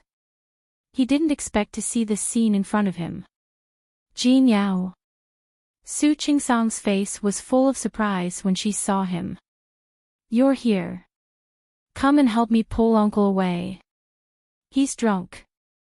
Hua Ji now glanced at Zhu Qingsang, then looked at Zhang Yichen, who was holding her tightly. Drunk? Ha. Was he drunk, or was he pretending to be drunk to take advantage of her? Thinking of how Zhang Yichen had mistaken him for Zhu Qingsang, he couldn't help but feel angry. He took a few steps forward and pulled Su Qingsang away from Zhang Yichen's arms. Without hesitation, he punched Zhang Yichen's cheek. Zhang Yichen didn't wake up after being punched. He stood there and looked at Hu Jinyao, who was in front of him. Without thinking, he hugged him. Hu Jinyao was angry. He raised his hand and punched him again. Zhang Yichen took 2 punches in a row, but he didn't wake up. Instead, he walked towards Hu Jinyao. Su Qingsang had just escaped from Zhang Yichen's hands. She was still in shock. Meeting Lu Tongjia's eyes, she wanted to explain, but she knew that Lu Tongjia had already made up her mind. Lu Tongjia could see it with her own eyes, so Lu Tongjia wouldn't listen to her. She didn't want to explain to Lu Tongjia. As long as Hu Jinyao believed her, that was enough. She didn't know how Zhang Yichen became like this. She turned to look at Zhang Yichen. He was drunk, probably because he was drunk. However, when she saw Zhang Yichen stubbornly holding on to Hu Jinyao after Hu Jinyao punched him a few times, she began to feel that something was wrong. She was a doctor, even though she majored in obstetrics and gynecology. However, Zhang Yichen didn't look like he was drunk. Seeing that his face was red and he still wanted to hold on to Hu Jinyao, she suddenly stepped forward. Jinyao, wait. Stop hitting him. She was pleading for Zhang Yichen. Hu Jinyao's face darkened. He almost wanted to punch Zhang Yichen a few more times. Jinyao. There's something wrong with your uncle. She stepped forward and grabbed Hu Jinyao. See if you can restrain him. I'll check on him. Hu Jinyao looked at Su Qingsang. Her face was serious, and she didn't look like she was joking. He looked at Zhang Yichen. He seemed to realize that something was wrong with Zhang Yichen. He stepped forward and knocked Zhang Yichen out with a karate chop. Zhang Yichen was hit a few times, and this time, he passed out completely. Hu Jinyao caught Zhang Yichen's body and put him back in the room. Su Qingsang followed him in and opened Zhang Yichen's eyes immediately. His pupils were dilated unnaturally, and he seemed to be on a rampage. Maybe it was because of the alcohol, but she also knew that there could be another reason. She had seen a pregnant woman before. That woman was pregnant, but she didn't know that she was pregnant. Someone gave her a drink, and she drank it. Later, she found out that the drink had been spiked with hallucinogens. Hallucinogens, ecstasy pills, and other drugs could sometimes cause a reaction similar to that caused by alcohol. Inexperienced doctors wouldn't be able to tell. I suspect that he drank something he shouldn't have. Su Qingsang had only suspected it, but now she could basically confirm it. She looked up at Hu Jinyao and said, Jinyao, I need a doctor in this field. I want to take a blood test for him. Hu Jinyao looked at Su Qingsang and thought of Zhang Yichen's usual behavior. He had always been calm and rational, almost to the point of restraint. Today was indeed a little strange. He nodded and called the doctor. There were so many guests in the Hu family, so it wasn't a good time to send Zhang Yichen to the hospital. Lu Tongjia came in as well. She looked at the 2 people in front of her and sneered. Su Qingsang, don't try to confuse us. It's obvious that you 2 are in cahoots. You're talking nonsense to cover your tracks. I'm telling you, it's useless. Su Qingsang glanced at Lu Tongjia and didn't pay much attention to her. She looked at Hu Jinyao with expectation. As long as he believed in her, that was enough. She didn't need the whole world to agree with her. Hu Jinyao stepped forward and held her hand. He looked at Zhang Yichen, who was lying on the bed. He started to have the same worries as Su Qingsang. Su Qingsang tightened her grip on his hand. Although she looked calm, she was still afraid that Hu Jinyao would misunderstand her. I believe in you. Hu Jinyao's simple words sounded powerful and resonant. Su Qingsang smiled and held Hu Jinyao's hand with both hands. The scene in front of her eyes was so dazzling. Lu Tongjia almost couldn't stand it anymore. Good, very good indeed. I know that I have a loving son, but I didn't expect you to be so loving. She looked back and forth between Hu Jinyao and Su Qingsang, then finally looked at Hu Jinyao. Hu Jinyao, you're a grown man and married. Can you not be so naive? This woman has no feelings for you at all. To put it bluntly, she's just using you. She can hook up with Zhang Yichen behind your back today. Tomorrow, she can hook up with another man behind your back. Things are so clear now. It's completely in front of you. You still don't believe me. What? Do you want to wait until the day you catch her in bed with your own eyes to believe it? Su Qingsang's lips moved and she was about to retort because her words were really unpleasant to the ear. Hu Jinyao squeezed her hand. He turned to face Lu Tongjia, his eyes deep and firm. Mom, you don't have to say that. I believe Qingsang. I believe in her character. I also believe in Uncle's character. They won't do what you said. Good, good, good. It's really good. So I'm the bad guy now, am I? I didn't mean that. What I mean is, everything can wait for the doctor to come and examine Uncle first before we talk about it. Check. What can you guys find out? He just drank a little. People say that wine tells the truth. Pretending to be crazy under the influence of alcohol. But isn't that what he really thinks? The two of them are already flirting and cuddling right in front of you right now. Then, when you are not around, have you ever thought that there will be more disgusting scenes when you are not around? Mom. Auntie. Su Qingsang and Hu Jinyao couldn't listen to it anymore. They looked at Lu Tongjia together, and their expressions were equally ugly. The difference was that Hu Jinyao looked indignant, while Su Qingsang looked anxious. No matter how much she didn't care about Lu Tongjia's attitude, she couldn't let her continue after what she said today. What? Do you think I said it badly? Hu Jinyao, if you're really a man, you should divorce her. Let me tell you, a woman can be incompetent and not beautiful. But at the very least, she must be loyal to her husband. Did she? Mom, don't talk nonsense. Qingsang isn't that kind of person. Auntie, I know you don't like me, but please be kind with your words. Be kind with my words. Su Qingsang, what right do you have to ask me to be kind with my words? What's wrong? You dare to do it but don't dare to admit it, right? You can do it, but you're afraid of others saying it. Auntie, I think I'm innocent. I didn't do what you said. Mom, I'm also willing to believe in Qingsang's innocence. She's not that kind of woman. Lu Tongjia was angered by their gazes and nodded with hatred. Okay. You and your wife are united, but I seem to be meddlesome. Hu Jinyao, I'll wait and see you regret it. After saying this, she didn't look at Hu Jinyao at all. She glared at Su Qingsang, then turned around and went back to her room with a dissatisfied look. After she left, Su Qingsang's shoulders unconsciously slumped a little. She looked at Hu Jinyao with a little hesitation in her beautiful eyes. Jinyao. It's okay. It has nothing to do with you. Hu Jinyao held her in his arms and sighed softly. My mom is here for me. Don't worry. I understand, but I still want to say that there's nothing between Uncle and me.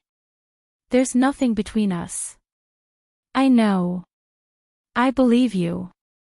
This was the second time Hu Jinyao said that he believed her.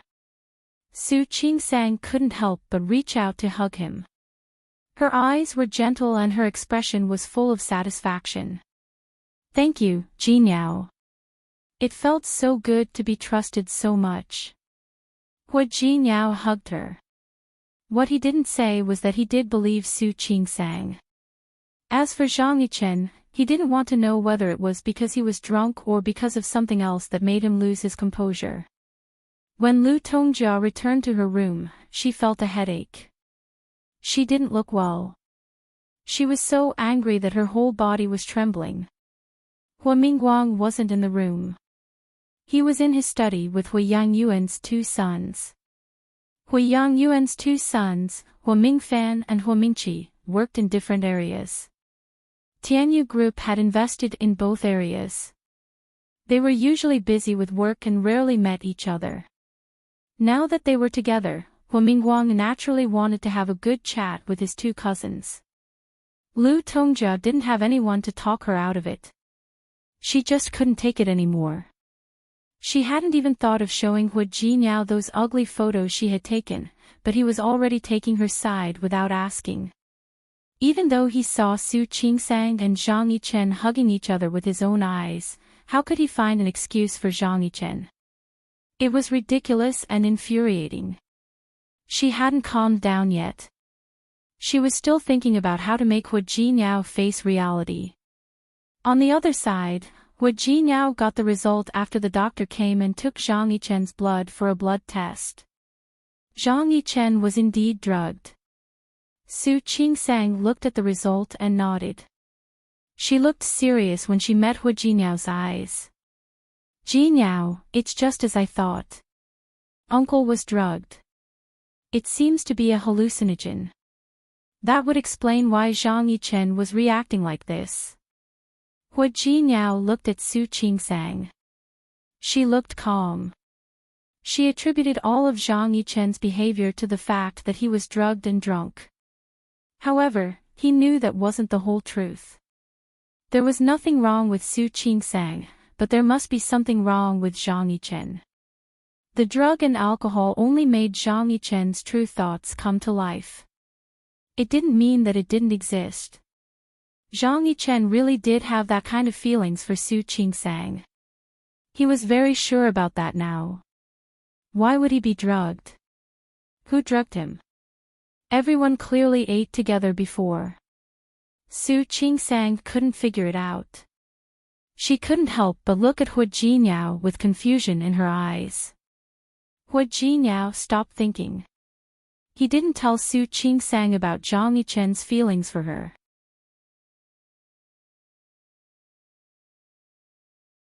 Chapter 573. Hua Jinyao stood there with a cold face. His facial features were cold and his eyes were sharp. I know who drugged him. Who? Su Qingsang couldn't figure it out at all. All the guests were relatives. Strictly speaking, Su Peijian was the only one who wasn't a relative. But why would Su Peijian drug Zhang Yichen for no reason? If it wasn't her, then who among the group of guests could it be? Hua Jinyao shook his head and put his hands on Su Qingsang's shoulders. Don't worry about it. I'll take care of it. Go back to your room and rest. Then. Su Qingsang glanced at the bed. Zhang Yichen was still sleeping. The doctor had given him a preliminary treatment after receiving the test results. It wasn't that heavy.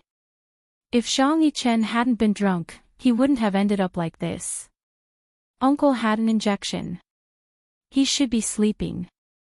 He doesn't need anyone to take care of him. Su Qingsang nodded. Even if Hua Jinyao wanted her to take care of Zhang Yichen, she didn't want to do it now. It wasn't that she didn't want to save face for her relatives. It was that after what happened just now, she didn't dare to stay. Even if Zhang Yichen was drunk, he had to be careful when he was alone with Su Qingsang and Su Qingsang. I think so too. She didn't leave in a hurry because she wanted to save face for Hua Jinyao. Su Qingsang sighed in her heart and glanced at Zhang Yichen. He didn't do it on purpose, but he was the one who brought this embarrassing situation to her. However, she wasn't really mad at him, considering that he was drugged and had drunk so much. Instead, she felt sympathy for him. She didn't know who he had offended to make him suffer like this. Su Qingsang thought it was a prank, but Hu Jinyao didn't think so. After sending Su Qingsang back to her room, he went upstairs to Lu Tongjia's room. Lu Tongjia was still angry. Her anger hadn't completely dissipated even after such a long time. After a knock on the door, Hu Jinyao appeared in the room. His hands were clenched into fists. He looked at Lu Tongjia with a complicated look. Lu Tongjia felt uncomfortable being stared at like that. Before she could say anything, Hu Jinyao had already walked up to her. He looked at Lu Tongjia with disappointment in his eyes. Why are you doing this? Lu Tongjia looked at Hu Jinyao in confusion. She had no idea what he was talking about. Mom. Tell me, why did you do this? Lu Tongjia's face darkened. What did I do? Don't tell me that just because I said a few words about your wife, you're in such a rush to stand up for her. Hu Jinyao smiled bitterly. He looked at Lu Tongjia and couldn't believe that she could say something like that at a time like this. Mom, am I really your son? Are you really my mother? You can't bear to see me happy. You can't look at me, okay? What nonsense are you talking about? Lu Tongjia was angry. Who gave you the right to talk to me like that? Do you still have any respect for your mother? If you want me to put you in my eyes, then what about you? Do you really think of me as your son? Do you? Hu Jinyao took another step forward. He was tall and strong. Even though Lu Tongjia was twice his age, she still took a step back because of Hu Jinyao's imposing manner. Hu Jinyao, get out of here.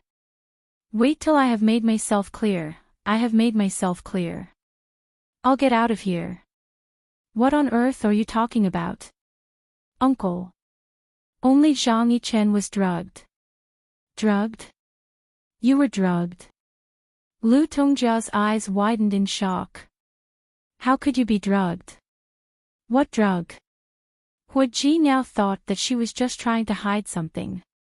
He smiled, but the smile didn't reach his eyes. Mom.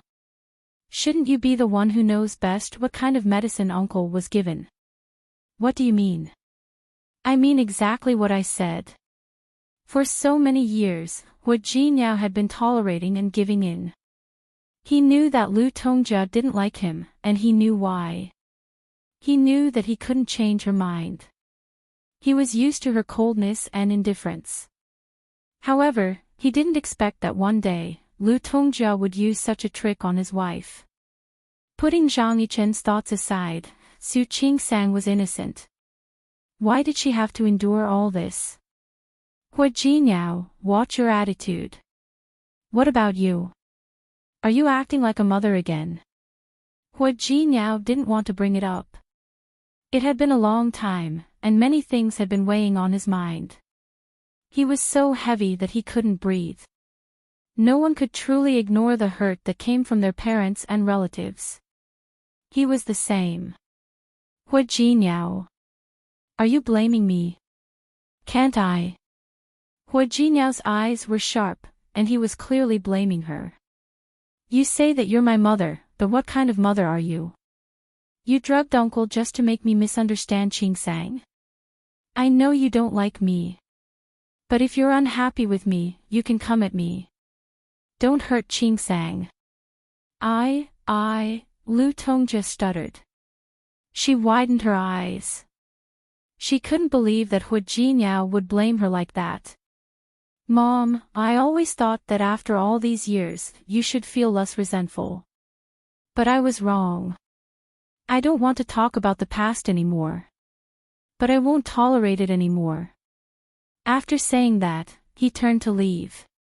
Lu Tongjia suddenly stood in front of him. Did you say that I drugged Zhang Yichen? Didn't you?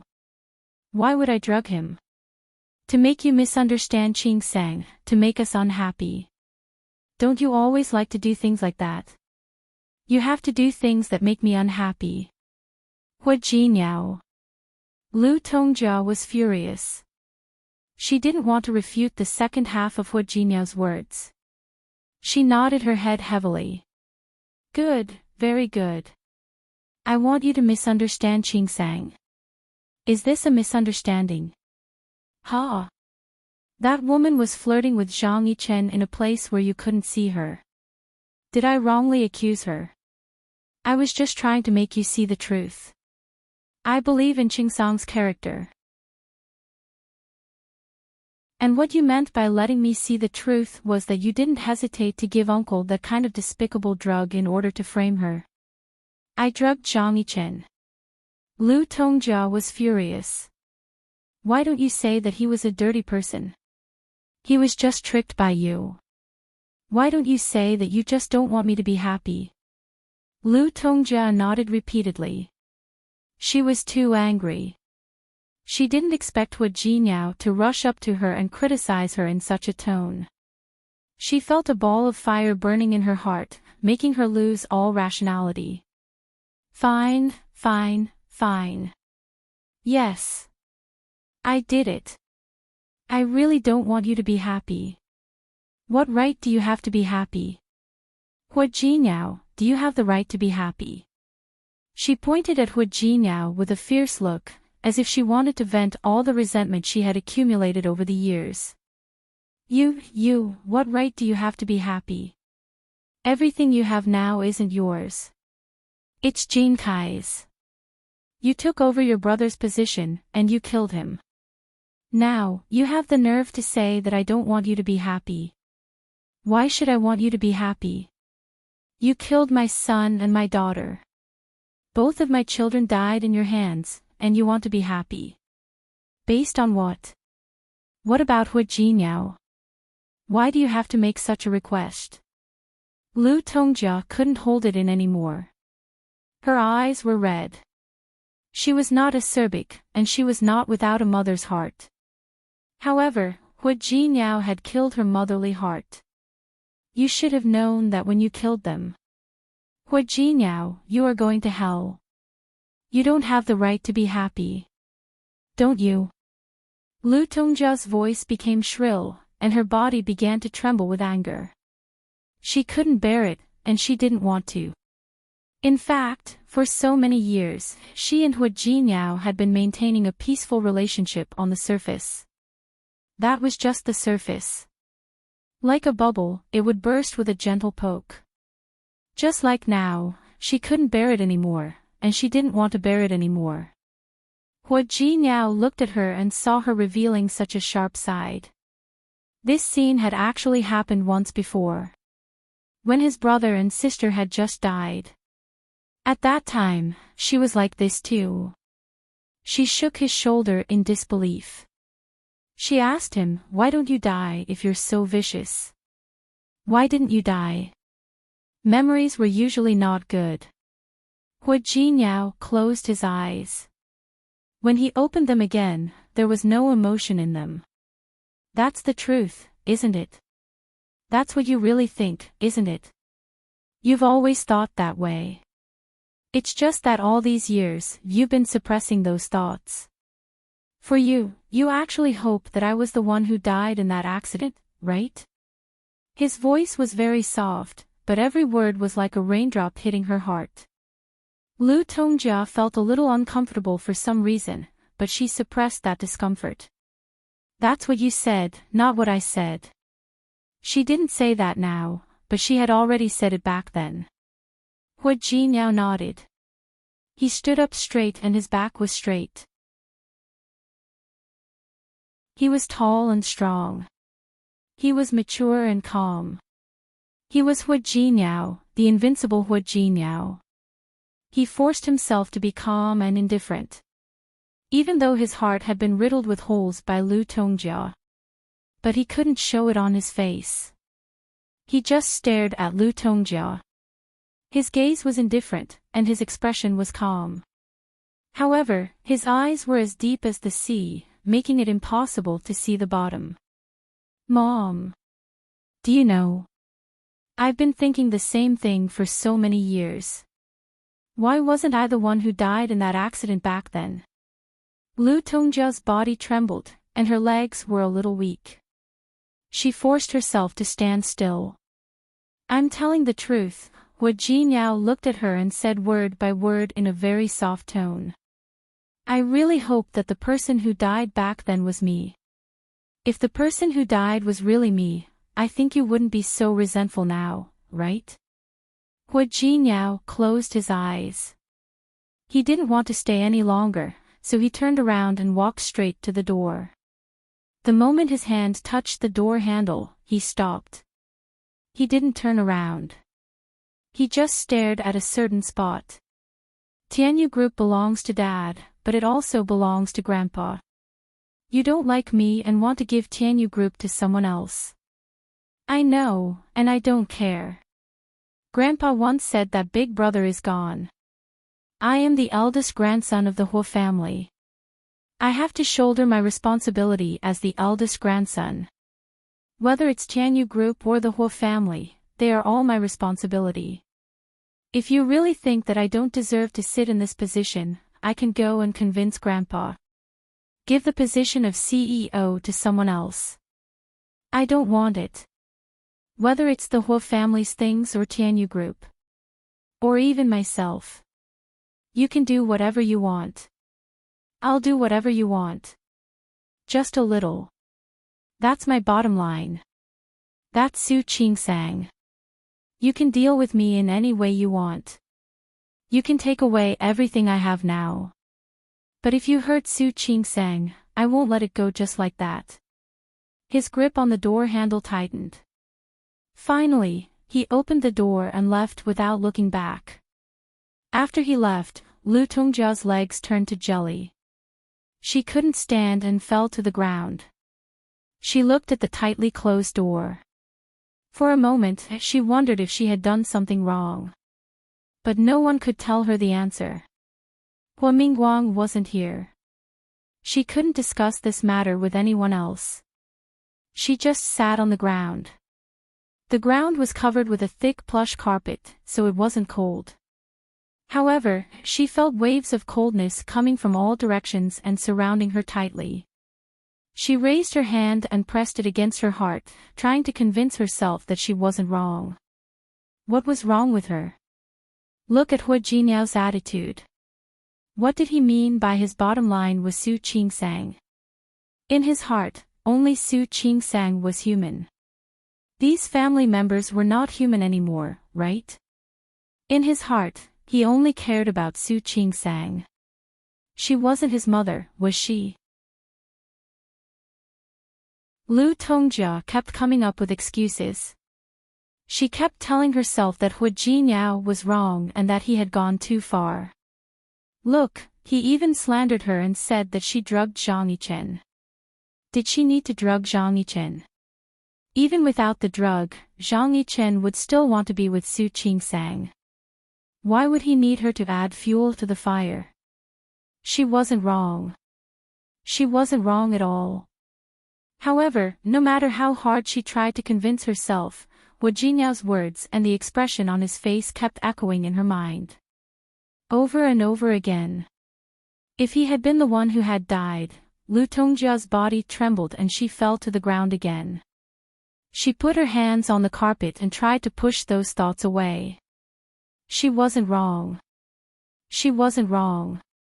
She was right. But this time, even she wasn't sure about herself. When Hu Jinyao returned to the room, Su Qingsang had just taken a shower.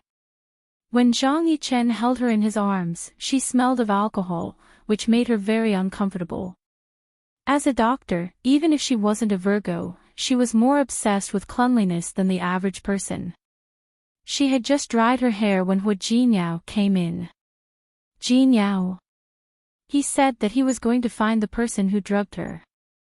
Su Qingsang asked him who it was, but he wouldn't tell her. Seeing his gloomy face, she looked at him worriedly. Before she could get up, Hu Jinyao walked behind her and hugged her. Jinyao. He hugged her tightly, so tightly that she was almost buried in his body. Su Qingsang couldn't move. She raised her hands and gently hugged Hua Jinyao's back. They looked at each other without saying a word. The atmosphere in the room was silent. Su Qingsang heard Hua Jinyao's heartbeat. It seemed to be faster than usual. She couldn't help but want to raise her head, but the back of her head was pressed against his chest. She couldn't move at all. It was a very uncomfortable position, but she couldn't push him away.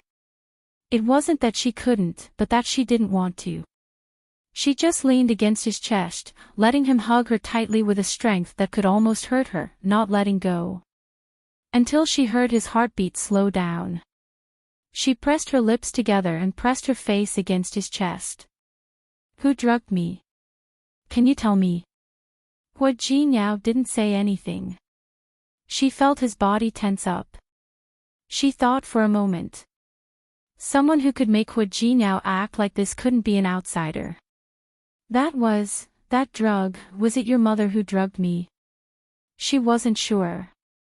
At least, she couldn't think of a reason why Lu Tongjia would do that. However, Hua Jinyao's body stiffened almost instantly, which made her sure of it. She suddenly raised her head, ignoring his hand that was still on the back of her head. Her pretty eyes were full of shock. She looked at him in disbelief. Really? Hua Jinyao pressed his lips into a straight line. He hugged her very tightly. Su Qingsang didn't know what to say. She was a smart woman. She didn't even need to think to figure out why Lu Tongjia did that. She didn't like me, so she drugged Zhang Yichen. So that you would see it and misunderstand me.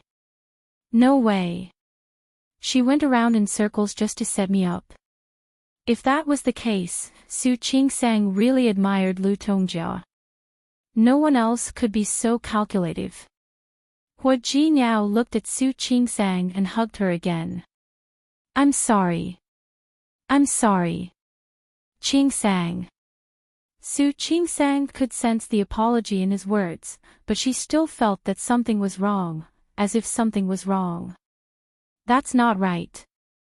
Su Qingsang looked up at him. It doesn't make sense, does it? After all, if I didn't go out to make the call. If I didn't go out to the hallway. Won't her plan fail? Why did you go out to the hallway? Hua Jinyao thought of what happened just now. Su Qingsang glanced at her phone and said, I went out to answer the call. It was from Mengwan. I didn't want to disturb you, so I went out. So you see, it doesn't make sense at all. If I didn't go out, she wouldn't have had the chance. Besides, how did she know that I would go out to make the call at that time? I don't think she needed to know that you would call at that time. Hua Jinyao's face was cold. He thought of what Lu Tongjia had done recently, all these years. He really couldn't be happy. In fact, I think even if you didn't go out to make the call, she would have found a way to get you out at that time. Are you so sure? Of course. She was the one who brought the hangover soup. She knows very well which room Uncle usually sleeps in. Hua Jinyao looked down at Su Qingsang with a sullen face. In fact, it might be because you ran away. Another thing was that his uncle's willpower was strong. He didn't really hurt you. Otherwise, she could have called all the other members of the Hua family here. When they came and saw that you were her niece's daughter-in-law, but you had an affair with your uncle, they would misunderstand. At that time, no matter how much I trust you, I'm afraid you won't be able to stay in the Hua family anymore. It was true that old Master Hua loved him and valued him. However, old Master Hua wouldn't let such a scandal happen. He wouldn't allow such a thing to happen to his family. Hua Jinyao knew that, and so did Su Qingsang. If Su Qingsang and Zhang Yichen were really caught, even if she knew it was fake, what would old Master Hua think? Even if they could find out later and say that Zhang Yichen was drunk and drugged, who would believe that? Zhang Yichen was a relative of the Hua family. He was old Master Hua's nephew. They couldn't do anything to him, but they could turn around and deal with her. Not to mention that Zhang Yichen was a soldier. If he did such a thing, his family wouldn't tolerate him. He might even lose his military identity. Thinking about it this way, the person who drugged him was really ruthless. But she still had a strange feeling that Lu Tongjia wouldn't do such a thing. I'm telling the truth that your mother doesn't like me. But what reason does she have to deal with uncle? After all, he's grandaunt's son. He's also grandaunt's favorite youngish son. She has a reason. Hua Jinyao said expressionlessly. He thought of the time when he was in the army. Before he went abroad to study, he would go to Zhang Yichen's army every summer and winter vacation. Zhang Yichen and he were not only uncle and nephew, but also good friends like brothers. Lu Tongjia knew this. She just couldn't bear to see him do well. She didn't want to see anyone who was good to him, no matter who it was. She came up with such a way to drive a wedge between him and Su Qingsang, and at the same time, make his relationship with Zhang Yichen worse. Two birds with one stone. Was that right? Su Qingsang lowered her head. She felt that something was wrong. But hearing Hua Jinyao's analysis, she felt that it was normal.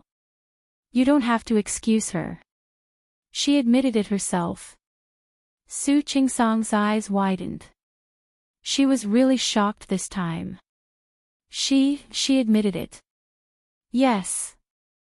Hua Jinyao hugged Su Qingsang again. From an angle that she couldn't see, his face was full of pain. It was so painful to be hurt by someone close to her. Hua Jinyao, it might be, she wanted to say a few words for Lu Tongjia, but even she felt that such an explanation would be too weak and useless. Su Qingsang thought of what Lu Tongjia had said last time. She thought of the kidnapping and the departure of Hua Jinyao's brother and sister. She raised her head to look at Hua Jinyao. She was full of questions. She really couldn't believe that Hua Jinyao was that kind of person. Even though he was still young at that time. Hua Jinyao hugged her tightly and rested his chin on the top of her head. He looked at a certain point in the void, and the nightmarish kidnapping case from that year flashed through his mind.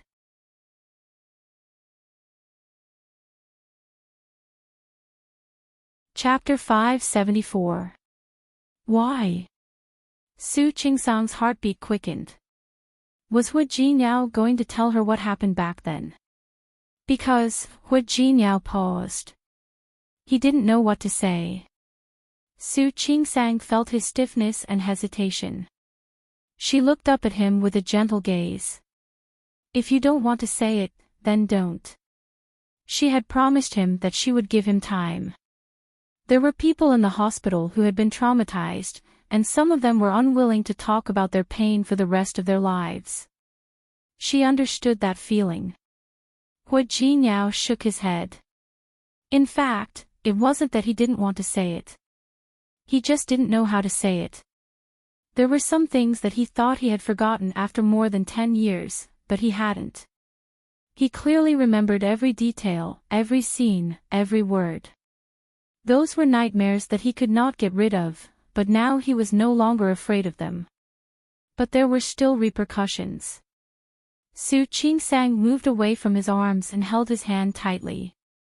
Hua Jinyao. She didn't want to see him embarrassed, so she took his hand, walked to the chaise longue in the room, and sat down. She held his hand tightly in hers. Her hand was so small that it couldn't completely wrap around his big hand. But even so, she still held his hand tightly and refused to let go. Don't make things difficult for yourself. If you don't want to say it, you don't have to. Hua Jinyao looked at her holding his hand without saying a word. The conflict with Lu Tongjia was still fresh in his mind. Lu Tongjia really hated him. Actually, Lu Tongjia didn't have to hate him. He hated himself too. Didn't I tell you? I'm not the only child my parents have. Su Qing-sang already knew, so she wasn't surprised. She didn't respond but just looked at Hua Jinyao. At that moment, she knew he only needed a listener. Hua Jinyao could still remember his brother's face, which was 50% similar to his, but older and more mature. He was only 2 years older than him. Back then, Hua Jinkai was only 14 years old, but he already looked like an adult. They went to school together and played basketball together. Occasionally, he would hear his brother say that he had received another love letter. Then, Big Brother would return those love letters tactfully. He was very nice to people. In the beginning, he had been nurtured little by old Master Hua. No matter where he was, he would take care of everyone's emotions. Because he had long understood that the two brothers had different personalities, and their future development would also be different. Her brother was the heir of the Hua family and the head of the Hua family. He was different. As the second son, he didn't have that much pressure. At that time, Hua Jinyao felt so lucky to have such a brother. She shielded him from the wind and rain and shouldered all the responsibilities. A steady older brother who loved to take care of others, and a younger sister. Hua Wuxuang. Unparalleled in the world, what a great name. It was enough to show that in the hearts of the Hua family's parents, she was their most precious daughter. Hua Jinyao still remembered his sister's cute and childish look. He remembered that she always liked to follow behind him and call him brother with her childish voice. He still remembered every happy moment when they lived together in this mansion.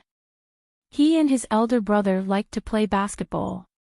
Every time they came back from a game, Hua Wuxuang would cover her nose and say that the sweat on them stinks. She wouldn't mind the smell at all and would throw herself at them, asking them to hug her. Every time he went to school and came home, Hua Wuxuang would run to him with her short legs. "Brother, you're back. Brother, I missed you so much when you weren't home. Brother, I ate some snacks at home today. It was delicious. Try some too. Brother. Mom doesn't let me eat candy. I'll only eat one. Don't tell Mom, okay?" Every time, Hua Wuxuang would blink and slyly try to make him her accomplice. At this time, he would quietly put the candy in her mouth and make a shushing gesture. Then little Wuxuang would laugh like a little squirrel. Then she stood up, leaned towards his face, and kissed him with a smacked sound. She accidentally broke an antique vase that Lu Tongjia liked very much, and then she would cry. However, when she saw him, she would immediately stop crying and raise her hand. Ah! That vase was suddenly broken by a kitten. It wasn't me. After he saw through her, she snuggled into his arms and said, "Don't tell Mom. I'll be careful next time. I won't break the vase again." She was still thinking that she would be scolded, but when he took the initiative to stand up and say that she broke the vase, she confessed. She told Lu Tongjia that she broke the vase, and it had nothing to do with her brother. Sometimes she would do something bad because she was too kind. For example, she put her favorite chocolate in his pocket, but the weather was hot, and the melted chocolate stained his clothes. For example, she liked to eat ice cream, but she always had diarrhea. So she always came to the two brothers to please them, saying that she only needed to have a taste. When he turned to face Lu Tongjia, she looked guilty, as if she hadn't eaten ice cream at all. In fact, Lu Tongjia knew that she also liked to see them have a good relationship. A sister like that, soft and fragrant. A little girl who would make people feel that the world was beautiful when he held her in his arms. Her life was forever fixed at 4.5 years old. She didn't even have time to go to elementary school or high school. He didn't have the chance to watch her grow up and find a boyfriend. At that time, he could be a brother. He could teach those boys who pursued her a good lesson. So many regrets, so much pain. And so many regrets.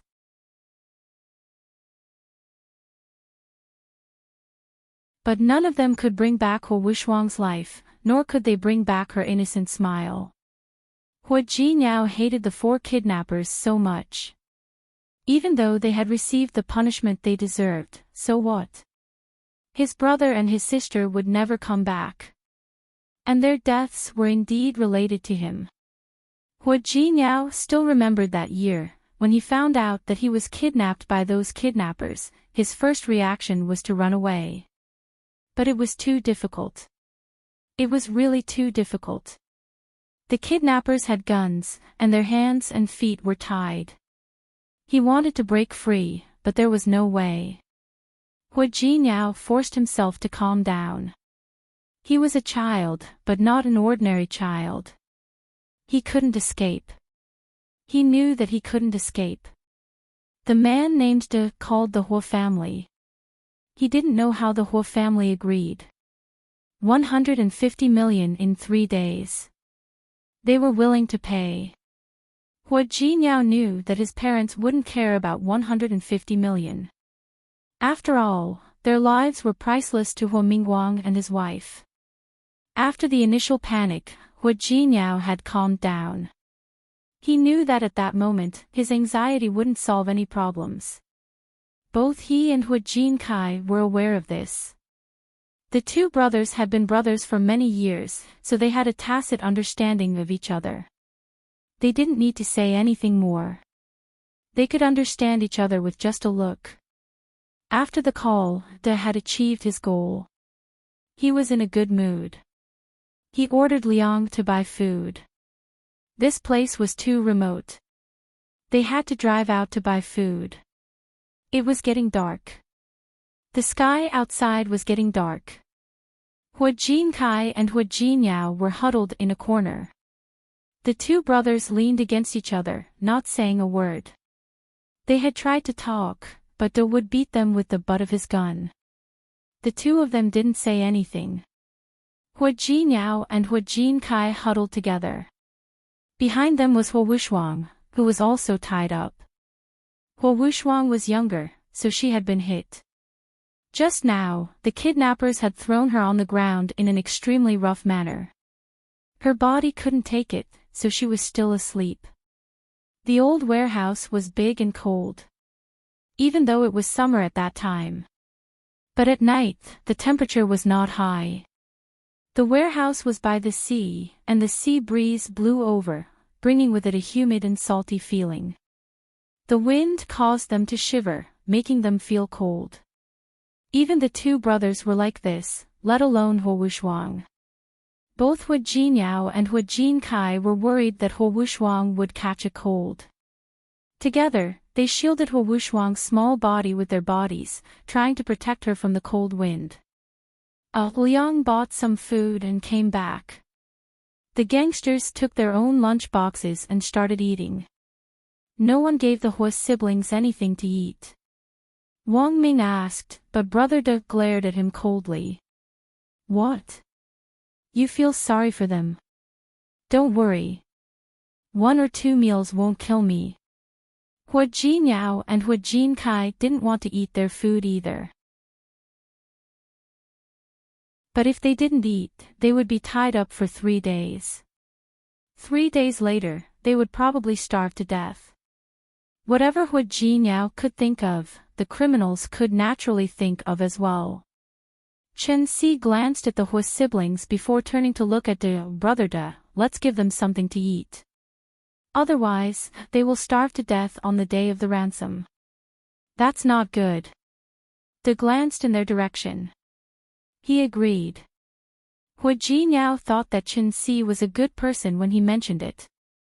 He walked up to them and put down the lunch boxes, but didn't put down his chopsticks. He didn't even untie the Hua siblings. I'm sorry, young masters. What about you? Are you going to eat on your stomach? Hua Jinyao and Hua Jinkai were tied up and lying on the ground. If they really wanted to eat the lunch boxes on the ground, they would have to lie on their stomachs. As the young master of the Hua family, Hu Jinkai had never been humiliated like this before. He raised his foot to kick Chen Si, but Hu Jinyao stopped him. However, she was stopped by Hu Jinyao. He was also angry. He was angry. But they had guns, and the others had knives. They were no match for them. If they really fought, they would be at a disadvantage. With that in mind, Hu Jinyao wouldn't let Hu Jinkai resist. After all, he had heard many stories like this when he was in the army with Zhang Yichen. Hu Jinkai was the eldest son of the Hu family, so he calmed down quickly. He glanced at Hu Jinyao, signaling with his eyes that he was fine. However, it was impossible for the two of them to eat like dogs. The two of them sat across from each other. Neither of them touched the lunch boxes. Boy, you have guts. Never mind. Let's see how long you can last. Chen Si turned and walked away. When he returned to the place where the lunch boxes were, he exclaimed. Damn it! How are we going to eat with masks on? The others turned to look at Hu Jinyao and his brother. Liang, Chen Si, and Wang Ming were different from Brother De. Only Brother De wasn't wearing a mask. The other three were all wearing masks. De was a Class A wanted criminal. His arrest warrant had been issued all over the country. However, the three of them weren't. They didn't want to end up like that. They didn't want to be seen by the Hu siblings, so they all wore masks. It was time for dinner, but the three of them weren't in front of the Hu siblings. Fortunately, the warehouse was spacious. The three of them went to the other side of the warehouse and finished their dinner. Just as they finished their dinner, Hu Wushuang woke up. As soon as she woke up, Hu Wushuang found that she was not in her happy home, nor was she in the amusement park.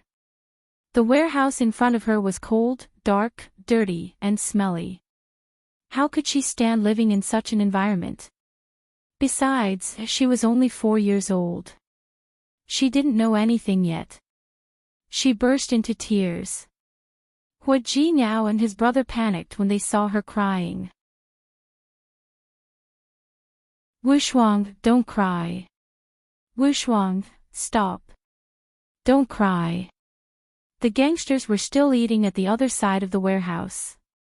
If they heard Hu Wushuang's crying, they would get impatient. As expected, before Hu Jinyao and Hu Jinyao could finish their conversation, Brother De spat out the toothpick in his mouth and walked toward them. Hearing the footsteps, Hu Jinkai panicked. He didn't care that he was tied up. He moved to Hu Wushuang. Wushuang, calm down. Don't cry. Brother, I feel bad. As the little princess of the Hu family, Hu Wushuang had never suffered like this. My feet hurt. My hands hurt too. Why did you tie me up? Was it because I wanted to come to the amusement park? No, no. Hu Jinkai moved closer to his sister. His face was full of anxiety. Wushuang, my dear Wushuang. Don't cry. You didn't do anything wrong. We are playing a game of soldiers catching robbers. Don't cry. When this game is over, we can go home. Soldiers catching robbers. Little Wushuang blinked. She was young, but she had watched TV. We are playing a game. Yes, Hu Jinyao said. Wushuang, we are playing a game. We are playing a hostage caught by the bad guys. Do you remember the movie I took you to see? Yes. Hu Wushuang stopped crying. The bad guys were caught, and the hostage was rescued. Yes. That's great. That's it. While Hu Jinyao was talking, he saw De walking toward them. He stood up and blocked Hu Wushuang's body. Wushuang, the bad guys are coming. Don't talk. Don't provoke them, okay? Okay. I know. Hu Wushuang was too young, and she trusted Hu Jinyao and Hu Jinkai too much. If they said it was a play, then it was a play. If they said it was a game, then it was a game. However, there was one more thing that Ho Wushwang couldn't stand. Brother, my hands and feet hurt so much. Can you loosen the ropes a little? Why do you have to tie them so tightly? Hua Jinyao and Hua Jinkai couldn't answer Ho Wushwang's question. They didn't have time to answer. Do was already walking toward them. He looked at Hua Jinyao and Hua Jinkai and sneered. Hey, little girl, you're awake. You look so young. As De spoke, he reached out to touch Hua Wushwang's face. Hua Jinkai was tied up, but when he saw Da's movement, he stood in front of Hua Wushwang. Hua Wushwang was young, but she wasn't stupid. She was young, but she had a feeling that Da wasn't a good person. She curled up and hid behind Hua Jinyao. Little girl. I'm not a bad person. Didn't you hear what your brother said? We're just acting. We're just messing around with you. Hua Wushwang leaned against Hua Jinyao. She didn't want to believe Da's words. Da wasn't angry. He glanced at the faces of the boys and finally fixed his eyes on Hua Wushwang. He clicked his tongue. She's so pretty. She's a real beauty. She's still so young, but she's already so cute. I wonder how beautiful she'll be when she grows up. De stared at Hua Wushwang, which made Hua Jinkai feel sick. Hua Jinkai and Hua Jinkai blocked Hua Wushwang's body. He was already 14 years old, and 1.7 meters tall. They couldn't see anything now that he was in the way. He spat and glanced at the cold lunchbox on the ground beside him. Suddenly, he kicked it hard. The lunchbox was knocked over, and the food inside spilled out. They looked at Hua Jinyao and Hua Jinkai. I'm so sorry. I didn't see your feet. You can eat it like this. The food on the top should still be edible. Hua Jinkai and Hua Jinkai clenched their teeth again. However, they both managed to hold back their anger. De found it boring. He spat and stood up straight, glancing coldly at Hua Jinkai and Hua Jinkai. Kid, don't be rude. Don't be rude here. I gave you food, so eat it. You don't want to eat it? Then you won't have to eat it from tomorrow onwards. As he spoke, he kicked the other lunchbox away. The food was mixed together and covered with the dust of the warehouse. It looked like it would never be edible again. Hua Wushwang pouted and almost cried again. Hua Jinyao turned around and glanced at her. De was happy after his trick. De left. The 3 kidnappers had finished eating as well. The 4 of them gathered together and began to play cards in the dim light. Hua Wushwang had been holding back, but after midnight, she couldn't stand it anymore. Brother, I'm so scared. Brother, they're not playing games with us, are they? Brother. Are we going to die? Although she was young, she knew fear. She asked every question in a low voice. No, you won't die. Wushwang, trust me. I won't let you die. Hua Jinkai's heart was broken when he saw his sister so scared. His hands and feet were tied up again. Otherwise, he would have picked her up and comforted her. Hua Jinyao was thinking the same thing. He looked at the kidnappers. They were playing cards at the climax of the game, so no one was paying attention to them. They seemed to have lost money, and he kept cursing. Hua Jinyao glanced at Hua Jinkai. Hua Jinkai was thinking the same thing. The 2 brothers looked at each other and understood each other. Both Hua Jinyao and Hua Jinkai were thinking about running away. If the kidnappers didn't give them food or water for 3 days, they would be dead. Even if the ransom came, they would be dead. If they didn't find a way to escape, they would starve to death. But if they ran away, it would be risky. There were 4 kidnappers, all tall and strong adult men. Moreover, they were armed with guns. Against these people, their chances of winning were too small. De and the other kidnappers had been playing cards. Hua Jinyao comforted Hua Wushwang, telling her to rest and not to worry. Don't worry. You can sleep. Maybe you'll be home tomorrow. Hua Wushwang couldn't sleep. She was scared. But she trusted Hua Jinyao. Maybe he was telling the truth. Perhaps after a good night's sleep, she would be able to wake up at home the next day. Hua Jinyao looked at Hua Jinkai when he saw his sister was so cooperative. They were talking in a low voice. They couldn't alert the kidnappers, and they couldn't let them hear them. When Hua Jinyao was in the army with Zhang Yichen, he had learned how to untie the ropes on his hands when he was tied up. Zhang Yichen had taught him how to untie the ropes on his hands. It worked on any rope. But he didn't know that the ropes De had prepared for them were so difficult to untie. Hua Jinyao tried for a long time. His hands hurt, but he still couldn't untie the ropes. He glanced at Hua Jinkai. Hua Jinkai also tried for a long time, but he couldn't untie the ropes either. The 2 brothers were unable to untie each other, so they could only lean back against each other again. They wanted to untie each other's ropes first by moving back to back. Every time they moved, they glanced at De and the other kidnappers. De and the other kidnappers were so engrossed in the game that none of them paid attention to them. Their hands were behind their backs, and the ropes were tied tightly.